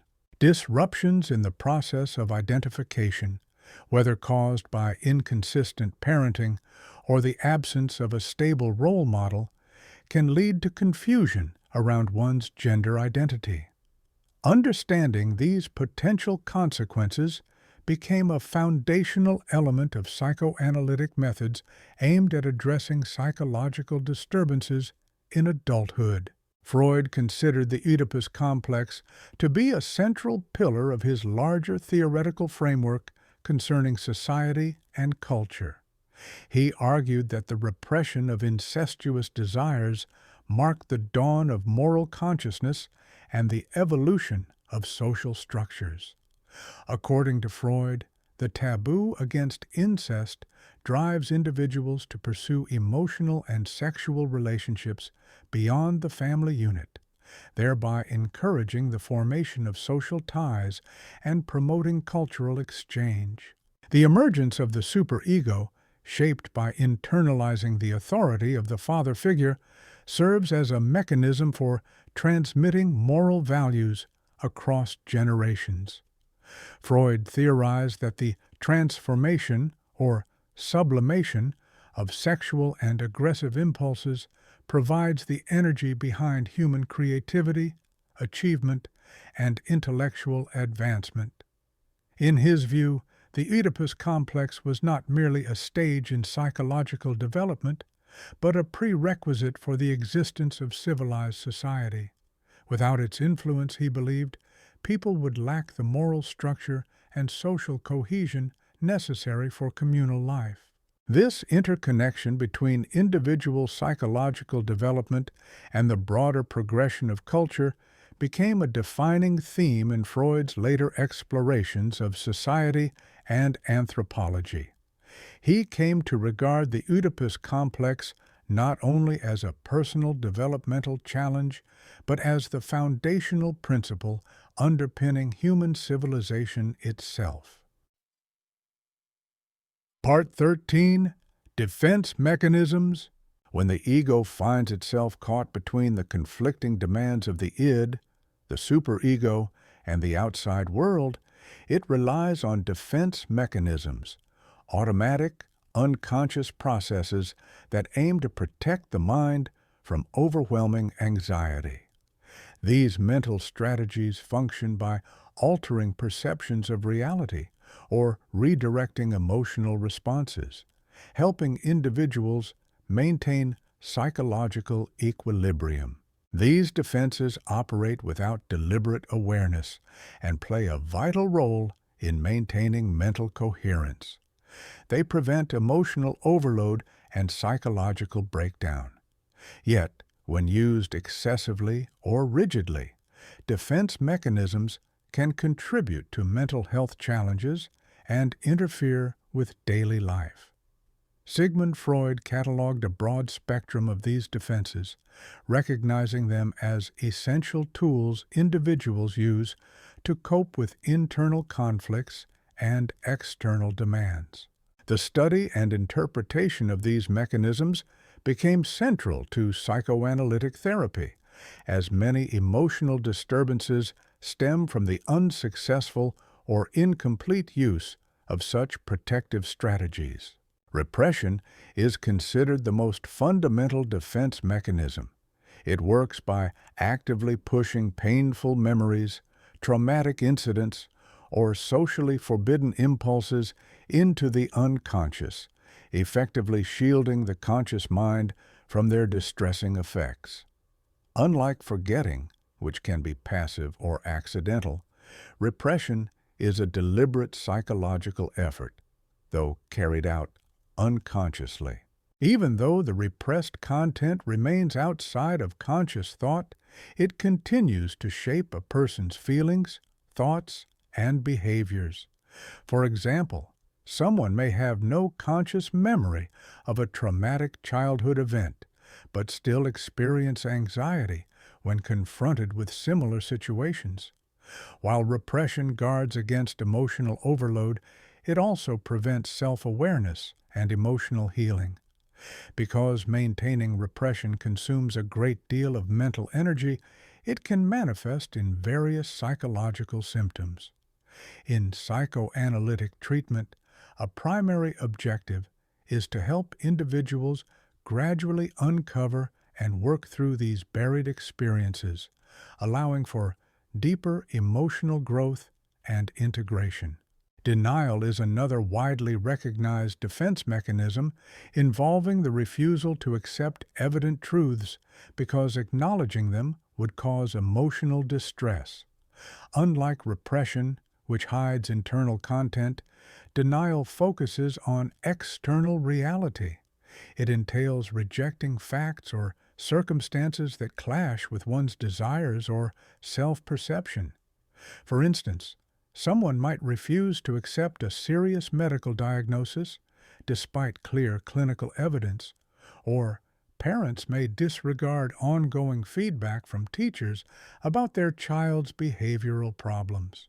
Denial serves as a temporary buffer against fear or feelings of powerlessness by excluding troubling information from conscious awareness. However, when used consistently, it can hinder rational decision-making and adaptive responses. People who habitually rely on denial may delay seeking medical treatment or avoid confronting major personal challenges. While it may offer immediate emotional relief, over time, denial often intensifies underlying issues, making them more difficult to resolve. Projection is a mechanism in which individuals attribute their own disturbing feelings, impulses, or thoughts to others. For example, someone feeling intense anger may accuse others of being hostile, or a person with conflicted sexual urges might interpret innocent behavior as suggestive. This allows the individual to remain disconnected from internal experiences they find unacceptable by imagining these originate externally. Such distortion can seriously disrupt interpersonal relationships as it leads to misperceptions about others' intentions. Acting on projected emotions can cause misunderstandings, tension, and conflict. In more extreme cases, projection can lead to paranoia, in which individuals perceive others as threats due to their own unacknowledged aggression. A major goal in psychoanalytic therapy is to help clients recognize and reclaim these disowned aspects of themselves, fostering healthier relationships and self-understanding. Displacement involves redirecting emotional responses from their original, often threatening source to a safer or more socially acceptable target. For example, someone frustrated with their employer might come home and express that anger by snapping at family members. Similarly, a child who feels powerless to express resentment toward a parent may instead act out against siblings or pets. By allowing emotions to be expressed in less risky situations, displacement offers a way to release tension without direct confrontation. However, this often results in harm to close relationships, as unintended targets bear the consequences of displaced emotions. Stress from work, school, or other external pressures frequently spills into home life, contributing to domestic friction and reinforcing cycles of unresolved emotional strain. A clear understanding of displacement can help individuals trace their emotional reactions back to their true sources, allowing them to confront underlying problems more directly. This defense mechanism is particularly prominent in phobic disorders, where anxiety originating from unresolved internal tensions is transferred onto specific external objects or situations. Sublimation is often seen as the most constructive form of defense, as it converts instinctual drives into actions that are both acceptable in society and beneficial. For instance, impulses related to aggression can be redirected into activities like competitive athletics, service in the armed forces, or dynamic business leadership. Similarly, sexual energy may find expression through creative arts, scientific exploration, or altruistic initiatives. In contrast to defenses that obscure or avoid reality, sublimation allows for the partial fulfillment of basic urges in a way that contributes to both individual development and the broader social good. Freud suggested that sublimation fuels the psychological energy behind many of civilization's greatest achievements in areas such as art, science, and cultural innovation. People who successfully sublimate their instinctual urges often become especially creative, driven, and impactful members of society. That said, effective sublimation requires a well-developed ego capable of managing intense emotional forces without cutting off their emotional richness. When overextended, sublimation can lead to individuals becoming overly intellectual or emotionally distant, lacking in authenticity, spontaneity, and emotional resonance. Rationalization involves the creation of plausible but misleading explanations to justify behaviors or desires that might otherwise be considered unacceptable. Individuals using this mechanism often convince themselves that self-serving or harmful actions are actually reasonable or even admirable. For example, a student who fails a test might insist the exam was unfairly written rather than accepting responsibility for inadequate preparation. Similarly, someone who behaves harshly might excuse their conduct as being direct or realistic. Through rationalization, people maintain a positive self-image, even when their actions are at odds with their moral standards. These justifications frequently take the form of articulate and persuasive reasoning, masking the deeper emotional motivations at play. However, excessive use of this mechanism can foster rigid and overly analytical personalities that are emotionally disconnected. A central aim in therapy is often to help individuals distinguish between genuine, logical reasoning and emotionally motivated excuses disguised as rational thought. Regression occurs when individuals retreat to earlier stages of psychological development in response to intense stress or fear. Under such pressure, adults may begin to exhibit behaviors characteristic of childhood, such as seeking comfort or dependency from others. For instance, someone coping with a serious medical diagnosis might adopt needy or clingy behavior, reminiscent of early developmental patterns. Similarly, students under academic stress may revert to immature coping habits from earlier life stages. This mechanism can provide temporary emotional relief by reactivating earlier strategies that once offered comfort or a sense of control. In acute situations, short-term regression may serve a protective function. However, when regression becomes chronic, it can impede emotional maturation and undermine adult coping abilities and problem-solving skills. Reaction formation is a defense mechanism in which an individual adopts behaviors or attitudes that are diametrically opposed to their unconscious feelings. For example, someone with deeply rooted aggressive impulses might behave in an excessively gentle and peace-loving manner. An individual experiencing strong sexual desires could develop a moralistic or prudish stance toward sexuality. Likewise, parents experiencing mixed or conflicted feelings toward their children may become overly controlling or excessively attentive.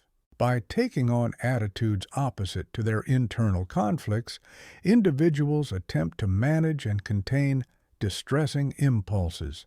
However, these compensatory behaviors often come across as exaggerated or forced, as they require sustained psychological effort to maintain. People engaging in reaction formation may also become harshly judgmental of others who display the very traits or desires they are trying to suppress. At times, these repressed emotions may surface in unexpected ways, resulting in inconsistencies, or contradictions in behavior. Isolation of affect is a psychological defense mechanism that separates emotional responses from the thoughts or memories that would typically trigger them. This allows individuals to describe disturbing or traumatic experiences without displaying the feelings usually associated with those events. For example, someone might recount instances of childhood abuse in a calm, detached manner, showing no outward signs of fear, sadness, or anger. By doing so, the mind shields itself from becoming overwhelmed by painful emotions, making it easier to mentally revisit distressing content without feeling its full impact. This emotional disconnection often develops as a response to chronic or repeated trauma, particularly when feeling emotions became too overwhelming to bear. While such detachment may serve a protective function in the short term, it can also interfere with emotional healing and complicate relationships. People who consistently rely on this defense may appear emotionally distant or oddly unaffected, even when discussing deeply intimate or troubling subjects. In psychotherapy, one of the central aims is to help clients reconnect with the emotions they have compartmentalized from their experiences. This process does not involve eliminating defenses entirely, but rather guiding clients toward more adaptive and flexible ways of managing emotional distress. Within psychoanalytic theory, defense mechanisms are considered fundamental because they often maintain psychological symptoms outside of conscious awareness. Clients are usually resistant to recognizing their own defenses, as doing so can initially provoke significant anxiety. Therapists must interpret and explore these patterns with sensitivity, being careful not to dismantle them too abruptly or aggressively. The therapeutic relationship provides a secure environment where clients can begin to examine their defensive strategies and gradually replace them with healthier forms of emotional regulation. Because these mechanisms have served essential protective functions, modifying them typically requires time, persistence, and trust. The therapeutic process aims to strengthen the ego, enabling individuals to tolerate emotional discomfort without automatically relying on distorted perceptions or emotional suppression. Ultimately, therapy seeks to enhance psychological flexibility by helping individuals use defense mechanisms consciously and appropriately, rather than automatically and rigidly. This shift in how defenses are recognized and applied marks a significant step forward in psychoanalytic treatment and personal psychological growth. Part 14. Repression and the Return of the Repressed. Repression stands as the cornerstone of all psychological defense mechanisms. It represents the mind's fundamental strategy for protecting itself from overwhelming anxiety. Unlike passive forgetting, repression is a deliberate and unconscious operation that prevents distressing memories, thoughts, or urges from entering conscious thought. This defense mechanism activates instinctively when an experience or internal impulse threatens to destabilize an individual's emotional equilibrium. Sigmund Freud identified repression's role by studying patients who had completely lost conscious memory of traumatic incidents, yet continued to suffer from psychological disturbances and unexplained physical ailments. The psychic energy used to maintain repression doesn't resolve the internal conflict. Rather, it redirects it into alternative forms, often confusing and difficult to trace. Psychoanalysis placed repression at the heart of its theory, as it illustrated how hidden emotional conflicts could unconsciously influence a person's behavior, feelings, and cognition without their awareness. The origins of repression typically trace back to childhood, when a young mind is exposed to experiences or impulses too intense or disturbing to handle directly. For example, a child living in a violent household might unconsciously suppress memories of abuse to preserve emotional balance. Similarly, individuals who experienced sexual abuse in early life often repress those memories because consciously confronting them would evoke unbearable feelings of helplessness and violation. Children may also push away their own forbidden impulses, such as sexual curiosity or aggressive desires, especially when these instincts clash with parental rules or moral teachings. At this early stage of psychological development, the ego is not yet strong enough to cope with such emotional turmoil.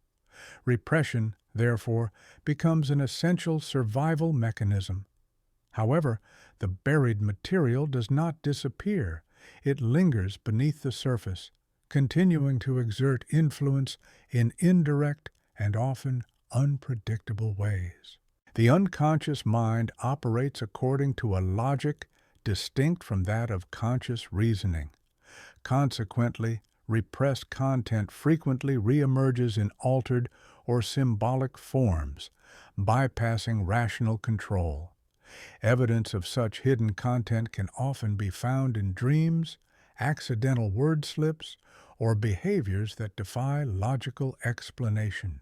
Repression involves a complex interplay of mental processes working together to keep threatening material out of conscious awareness. For instance, selective attention steers the mind away from anxiety-inducing stimuli, while selective memory limits the recall of painful events. Emotional numbing prevents feelings tied to trauma from reaching consciousness. Additionally, cognitive distortions reshape threatening experiences into less distressing narratives, allowing the individual to maintain psychological distance from the original pain. The ego coordinates these diverse strategies to maintain the division between the conscious and unconscious realms. Yet, this psychological barrier requires constant mental exertion to uphold. Over time, the energy expended in sustaining repression can drain emotional vitality and creative potential. People who depend heavily on this defense often report feelings of emptiness, chronic fatigue, or emotional disconnection. In some cases, unresolved conflicts may even manifest in physical symptoms, giving the body a voice when the mind can no longer contain the distress. Freud's concept of the return of the repressed captures one of his most enduring insights. Even when pushed out of awareness, repressed content remains active and continues to seek expression. Although it seldom returns in its original form, it frequently resurfaces in masked, distorted, or symbolic ways. Dreams are a primary avenue through which repressed material reemerges. During sleep, the mind's usual defenses are weakened, allowing unconscious content to rise closer to the surface. Traumatic experiences may be replayed in nightmares or symbolized through bizarre imagery that echoes the original trauma in disguised ways. Another revealing phenomenon is the Freudian slip, where someone accidentally says something that unintentionally discloses a deeper, hidden thought, such as calling a new partner by an ex's name. These slips expose emotional truths that have been pushed out of conscious recognition. Other examples include parapraxis, or faulty actions, such as forgetting crucial appointments or misplacing personal belongings. While these acts may appear accidental, they often carry unconscious significance, such as suppressed anger, guilt, or internal conflict. These seemingly minor mishaps offer a partial outlet for repressed impulses, allowing them to surface in subtle forms while maintaining the illusion of deliberate control. Psychological symptoms often arise as indirect expressions of deeply buried mental content that is beginning to push into conscious awareness. In cases of conversion disorder, for instance, unresolved emotional turmoil that has been excluded from consciousness manifests physically. These bodily symptoms serve as symbolic representations of the internal conflicts. Consider a woman who, without realizing it, harbors resentment toward her husband. She may develop hand paralysis, which both prevents her from acting on her anger and allows her to express it in a disguised form. This physical symptom serves a dual function. It indirectly conveys her emotional turmoil while shielding her from having to confront it openly. In phobic disorders, the individual often displaces repressed fears onto external objects or situations that are psychologically safer to engage with than the true source of distress.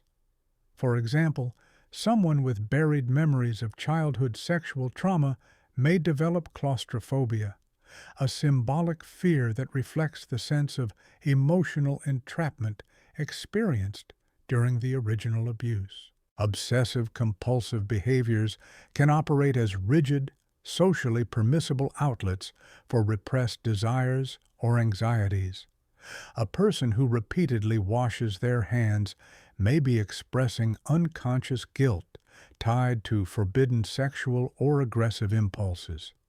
The act of cleaning becomes a metaphorical ritual that partially satisfies the inner compulsion while preserving psychological defenses that keep the true meaning hidden. These behaviors offer limited relief, maintaining equilibrium without allowing the underlying issues to surface fully. Another way repressed experiences can reappear is through what psychoanalysts call repetition compulsion, a process in which individuals unconsciously recreate key elements of past traumas in new situations.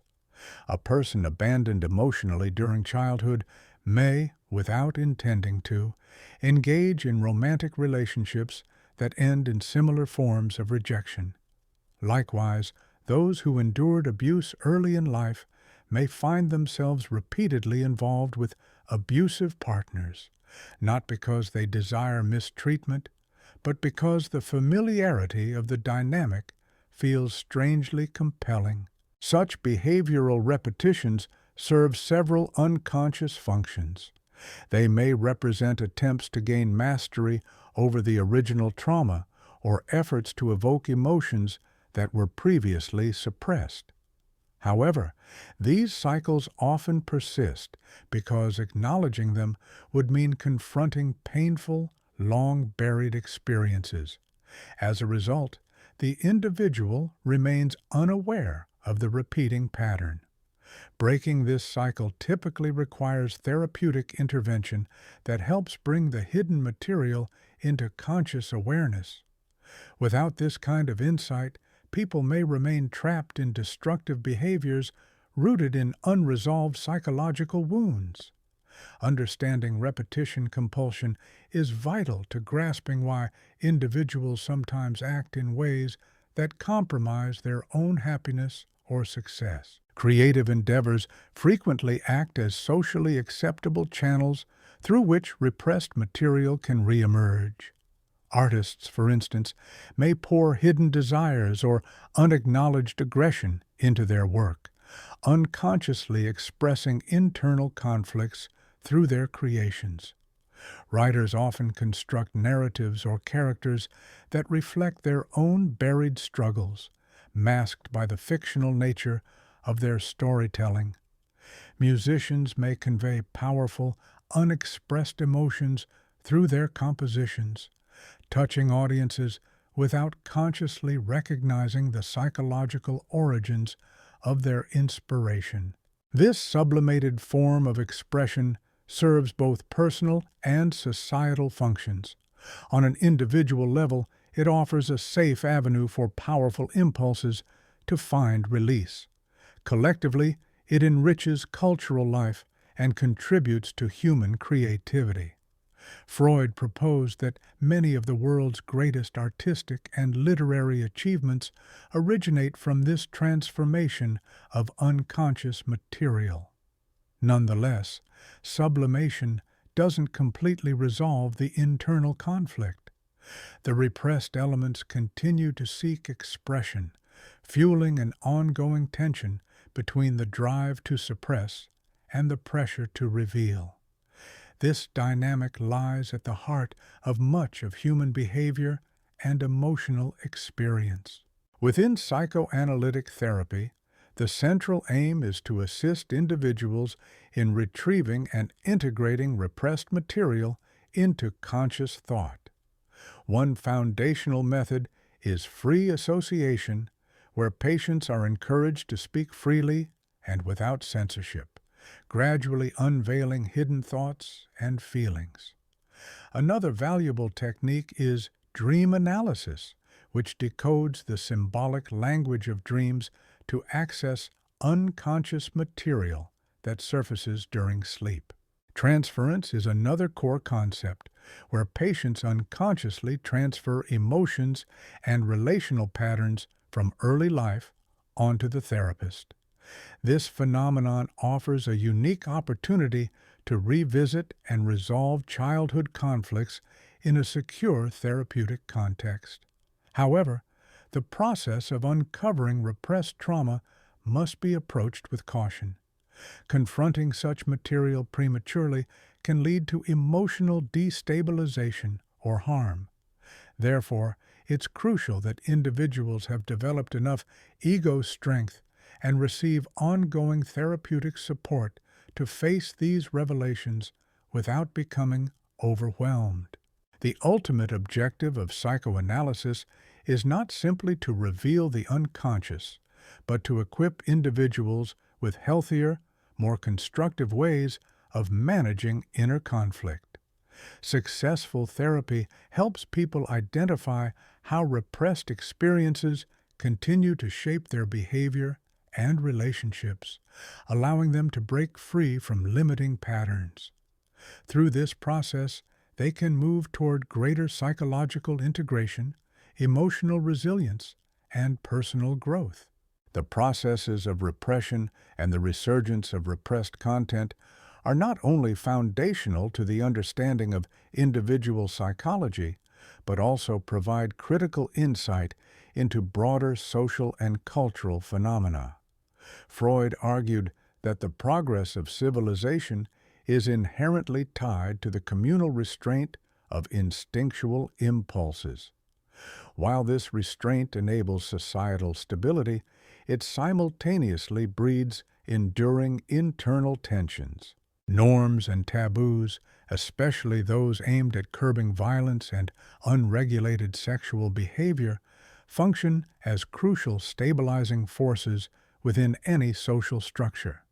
However, upholding these restrictions demands ongoing mental exertion from individuals. Should these regulatory structures falter or disintegrate, the previously contained impulses may resurface in disruptive forms, manifesting as collective turmoil, including revolutions, armed conflicts, or large-scale social unrest. Artistic and cultural forms such as literature, cinema, and visual media frequently act as socially sanctioned outlets through which these suppressed desires and instincts are indirectly expressed. These symbolic representations offer a means for forbidden material to emerge without violating the boundaries of social acceptability. Understanding how repression operates, both in maintaining psychological balance and shaping societal dynamics, illuminates the roots of individual mental disturbances as well as the rapid mobilization of mass social movements. As such, the dual concepts of repression and its return continue to offer powerful interpretive tools for examining human development and institutional structures. They remain deeply influential in disciplines like psychology, cultural theory, and sociology, even among thinkers who question or move beyond other aspects of Freudian doctrine. Part 15. Free Association and the Psychoanalytic Method. Free association forms the foundation of psychoanalytic therapy and is widely regarded as Freud's most groundbreaking clinical contribution. This technique emerged from his early experiments with hypnosis, where he discovered that patients could access unconscious material by expressing thoughts spontaneously and without restraint in a calm, suggestive state. At its core, the principle of free association is deceptively straightforward. Patients are instructed to speak whatever comes to mind without organizing their thoughts, filtering their words, or judging the relevance of what they say. By setting aside the usual mental filters and logical constraints, a unique psychological space is created, one in which unconscious content can begin to surface as conscious defenses relax. Freud believed that the mind, when left to its own devices, naturally gravitates toward revealing deeper emotional truths, making free association a vital pathway to uncovering repressed experiences and unresolved internal conflicts. Nonetheless, this technique is not without its complexities. It requires active participation and emotional attunement from both the patient and the analyst.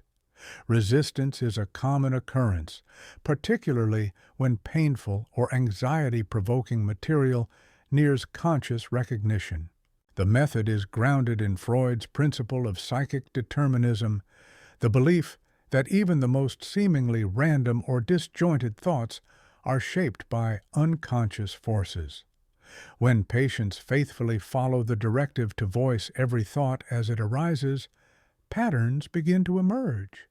These verbal threads often reveal latent links among memories, feelings, and mental images. The sequence in which these associations unfold provides insight into the patient's inner world, particularly into psychological conflicts and the defense mechanisms used to suppress them.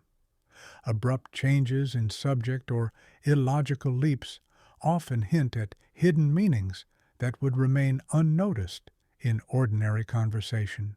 The psychoanalyst's responsibility is to identify recurring motifs and symbolic messages within the patient's narrative, elements that point to early developmental disturbances or long repressed issues. This interpretive process is neither quick nor linear. Unconscious material tends to emerge indirectly, often in fragmented or disguised forms. Only through repetition and extended analysis do these patterns coalesce into a coherent understanding. The structure and environment of psychoanalytic treatment are intentionally crafted to support this delicate process of free association. Traditionally, the patient lies on a couch, with the analyst seated behind them, out of view. This arrangement minimizes visual distractions and the social pressures of face-to-face interaction, allowing the patient to speak more openly. The physical position also encourages a meditative, inward-focused state, similar to the mental drift between waking and sleeping, where defenses naturally relax. Therapy sessions are usually scheduled multiple times per week at consistent times, establishing a dependable framework that fosters emotional safety. This stability enables patients to explore sensitive or distressing material without fear of disruption. The analyst adopts a stance of neutrality and thoughtful observation, refraining from offering personal opinions, encouragement, or criticism. By presenting themselves as a blank screen, analysts invite patients to project their unconscious fantasies, relational patterns, and internal struggles without external interference. Learning to engage in free association effectively often requires patients to dismantle long-established cognitive habits. From early childhood, people are trained to think and speak in organized, socially appropriate ways. Free association, in contrast, demands the suspension of these ingrained patterns, making room for unconscious content to emerge unfiltered. Many patients initially struggle with the task. They may report feeling mentally blank, or they might dismiss their thoughts as irrelevant, jumbled, or embarrassing. Such reactions typically reflect psychological resistance rather than a genuine inability to associate. One of the analyst's key roles is to help the patient identify and work through these resistances, offering support while reinforcing the importance of honest, uncensored expression. With sustained practice, most patients develop a deeper capacity to observe their internal experiences and articulate them more freely. This increasing self-awareness and willingness to confront previously hidden thoughts form the essential groundwork of psychoanalytic therapy, ultimately enabling the resolution of deep-seated unconscious conflicts. Resistance plays a pivotal role in the unfolding of free association during psychoanalytic therapy. As individuals begin to approach buried emotions and repressed memories, they often, without conscious intent, develop subtle strategies to avoid confronting these distressing internal realities. This resistance may emerge in various forms, such as sudden mental blankness, skepticism about the therapy itself, or a shift toward excessively intellectual discussions that sidestep emotionally charged material. It can also be observed through concrete behaviors. Patients might arrive late, skip sessions altogether, or develop physical symptoms that interfere with the therapeutic process. These behaviors reflect a deeper internal conflict, an unconscious tug-of-war between the yearning to heal and the fear of facing deeply painful psychological truths. Freud understood resistance not as a mere obstacle, but as a meaningful expression of the patient's inner defenses and unresolved inner tensions. Working with resistance is not just a challenge, but a central task in psychoanalysis. It allows the therapist to uncover the specific protective mechanisms a person uses to shield themselves from emotional pain. By identifying and interpreting these defenses, the analyst helps the patient gain insight into how these patterns originated, often tracing them back to early formative experiences. Another essential component of the analytic process is transference, a phenomenon that arises naturally during free association.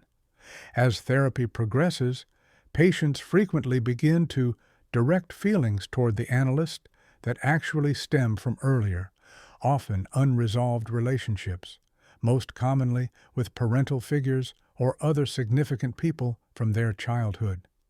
The analytic environment tends to recreate dynamics reminiscent of early caregiver-child interactions, where the therapist comes to represent authority, guidance, or emotional support, and the patient assumes the role of the dependent or vulnerable party.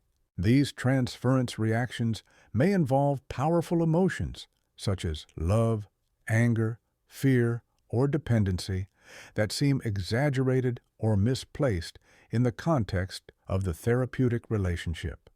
However, these reactions provide critical insight into the patient's past relational patterns and current emotional struggles. Rather than dismissing or minimizing these feelings, the analyst encourages their full emergence and expression, facilitating the patient's journey toward recognizing their true psychological origins and deeper significance. Engaging with transference becomes a cornerstone of psychoanalytic treatment. It grants patients a rare opportunity to revisit and work through unresolved conflicts from earlier stages of emotional development.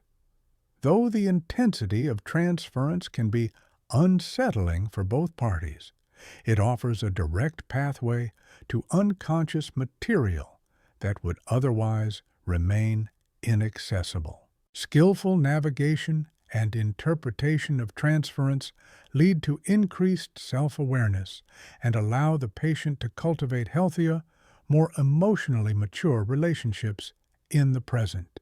Interpretation itself is a central tool in psychoanalytic work, enabling the therapist to illuminate the unconscious meaning embedded in a patient's thoughts, behaviors, and recurring psychological patterns. Effective interpretation draws links between the patient's current experiences, underlying inner conflicts, formative developmental events, and past relational dynamics. Timing, however, is crucial. Offering interpretations too soon may heighten resistance, while delaying too long can cause therapeutic momentum to fade. It is the analyst's responsibility to judge when the patient is emotionally ready to engage with difficult truths without becoming overwhelmed or retreating defensively. The aim of interpretation goes beyond providing intellectual explanations. It seeks to awaken emotional understanding that can drive lasting internal change. For interpretation to truly resonate, the patient must not only comprehend its meaning intellectually, but also feel its emotional truth. This often requires confronting aspects of themselves they have long denied or suppressed, which can stir considerable emotional turmoil. The therapeutic alliance provides a safe, containing environment in which patients can tolerate and work through these painful revelations, essential steps on the path to profound psychological healing. Free association offers a unique lens into the dynamics of primary process thinking, a mode of thought that typically functions below the level of conscious awareness. When individuals begin to relax their reliance on logical, structured reasoning, their mental flow is increasingly shaped by unconscious influences rather than by intentional analytical thought. Ideas begin to connect not through rational links, but through emotional significance, symbolic parallels, or mere temporal proximity. A single word or concept can trigger a cascade of meanings, evoking memories or associations that might appear irrational or irrelevant from a logical standpoint. People may leap unpredictably from one topic to another, producing narratives that seem disjointed or fragmented on the surface, but are actually anchored in their emotional and psychological realities. By attuning to these non-linear thought patterns, both therapist and client can begin to trace the emotional logic underpinning behaviors that might otherwise seem erratic or symptomatic.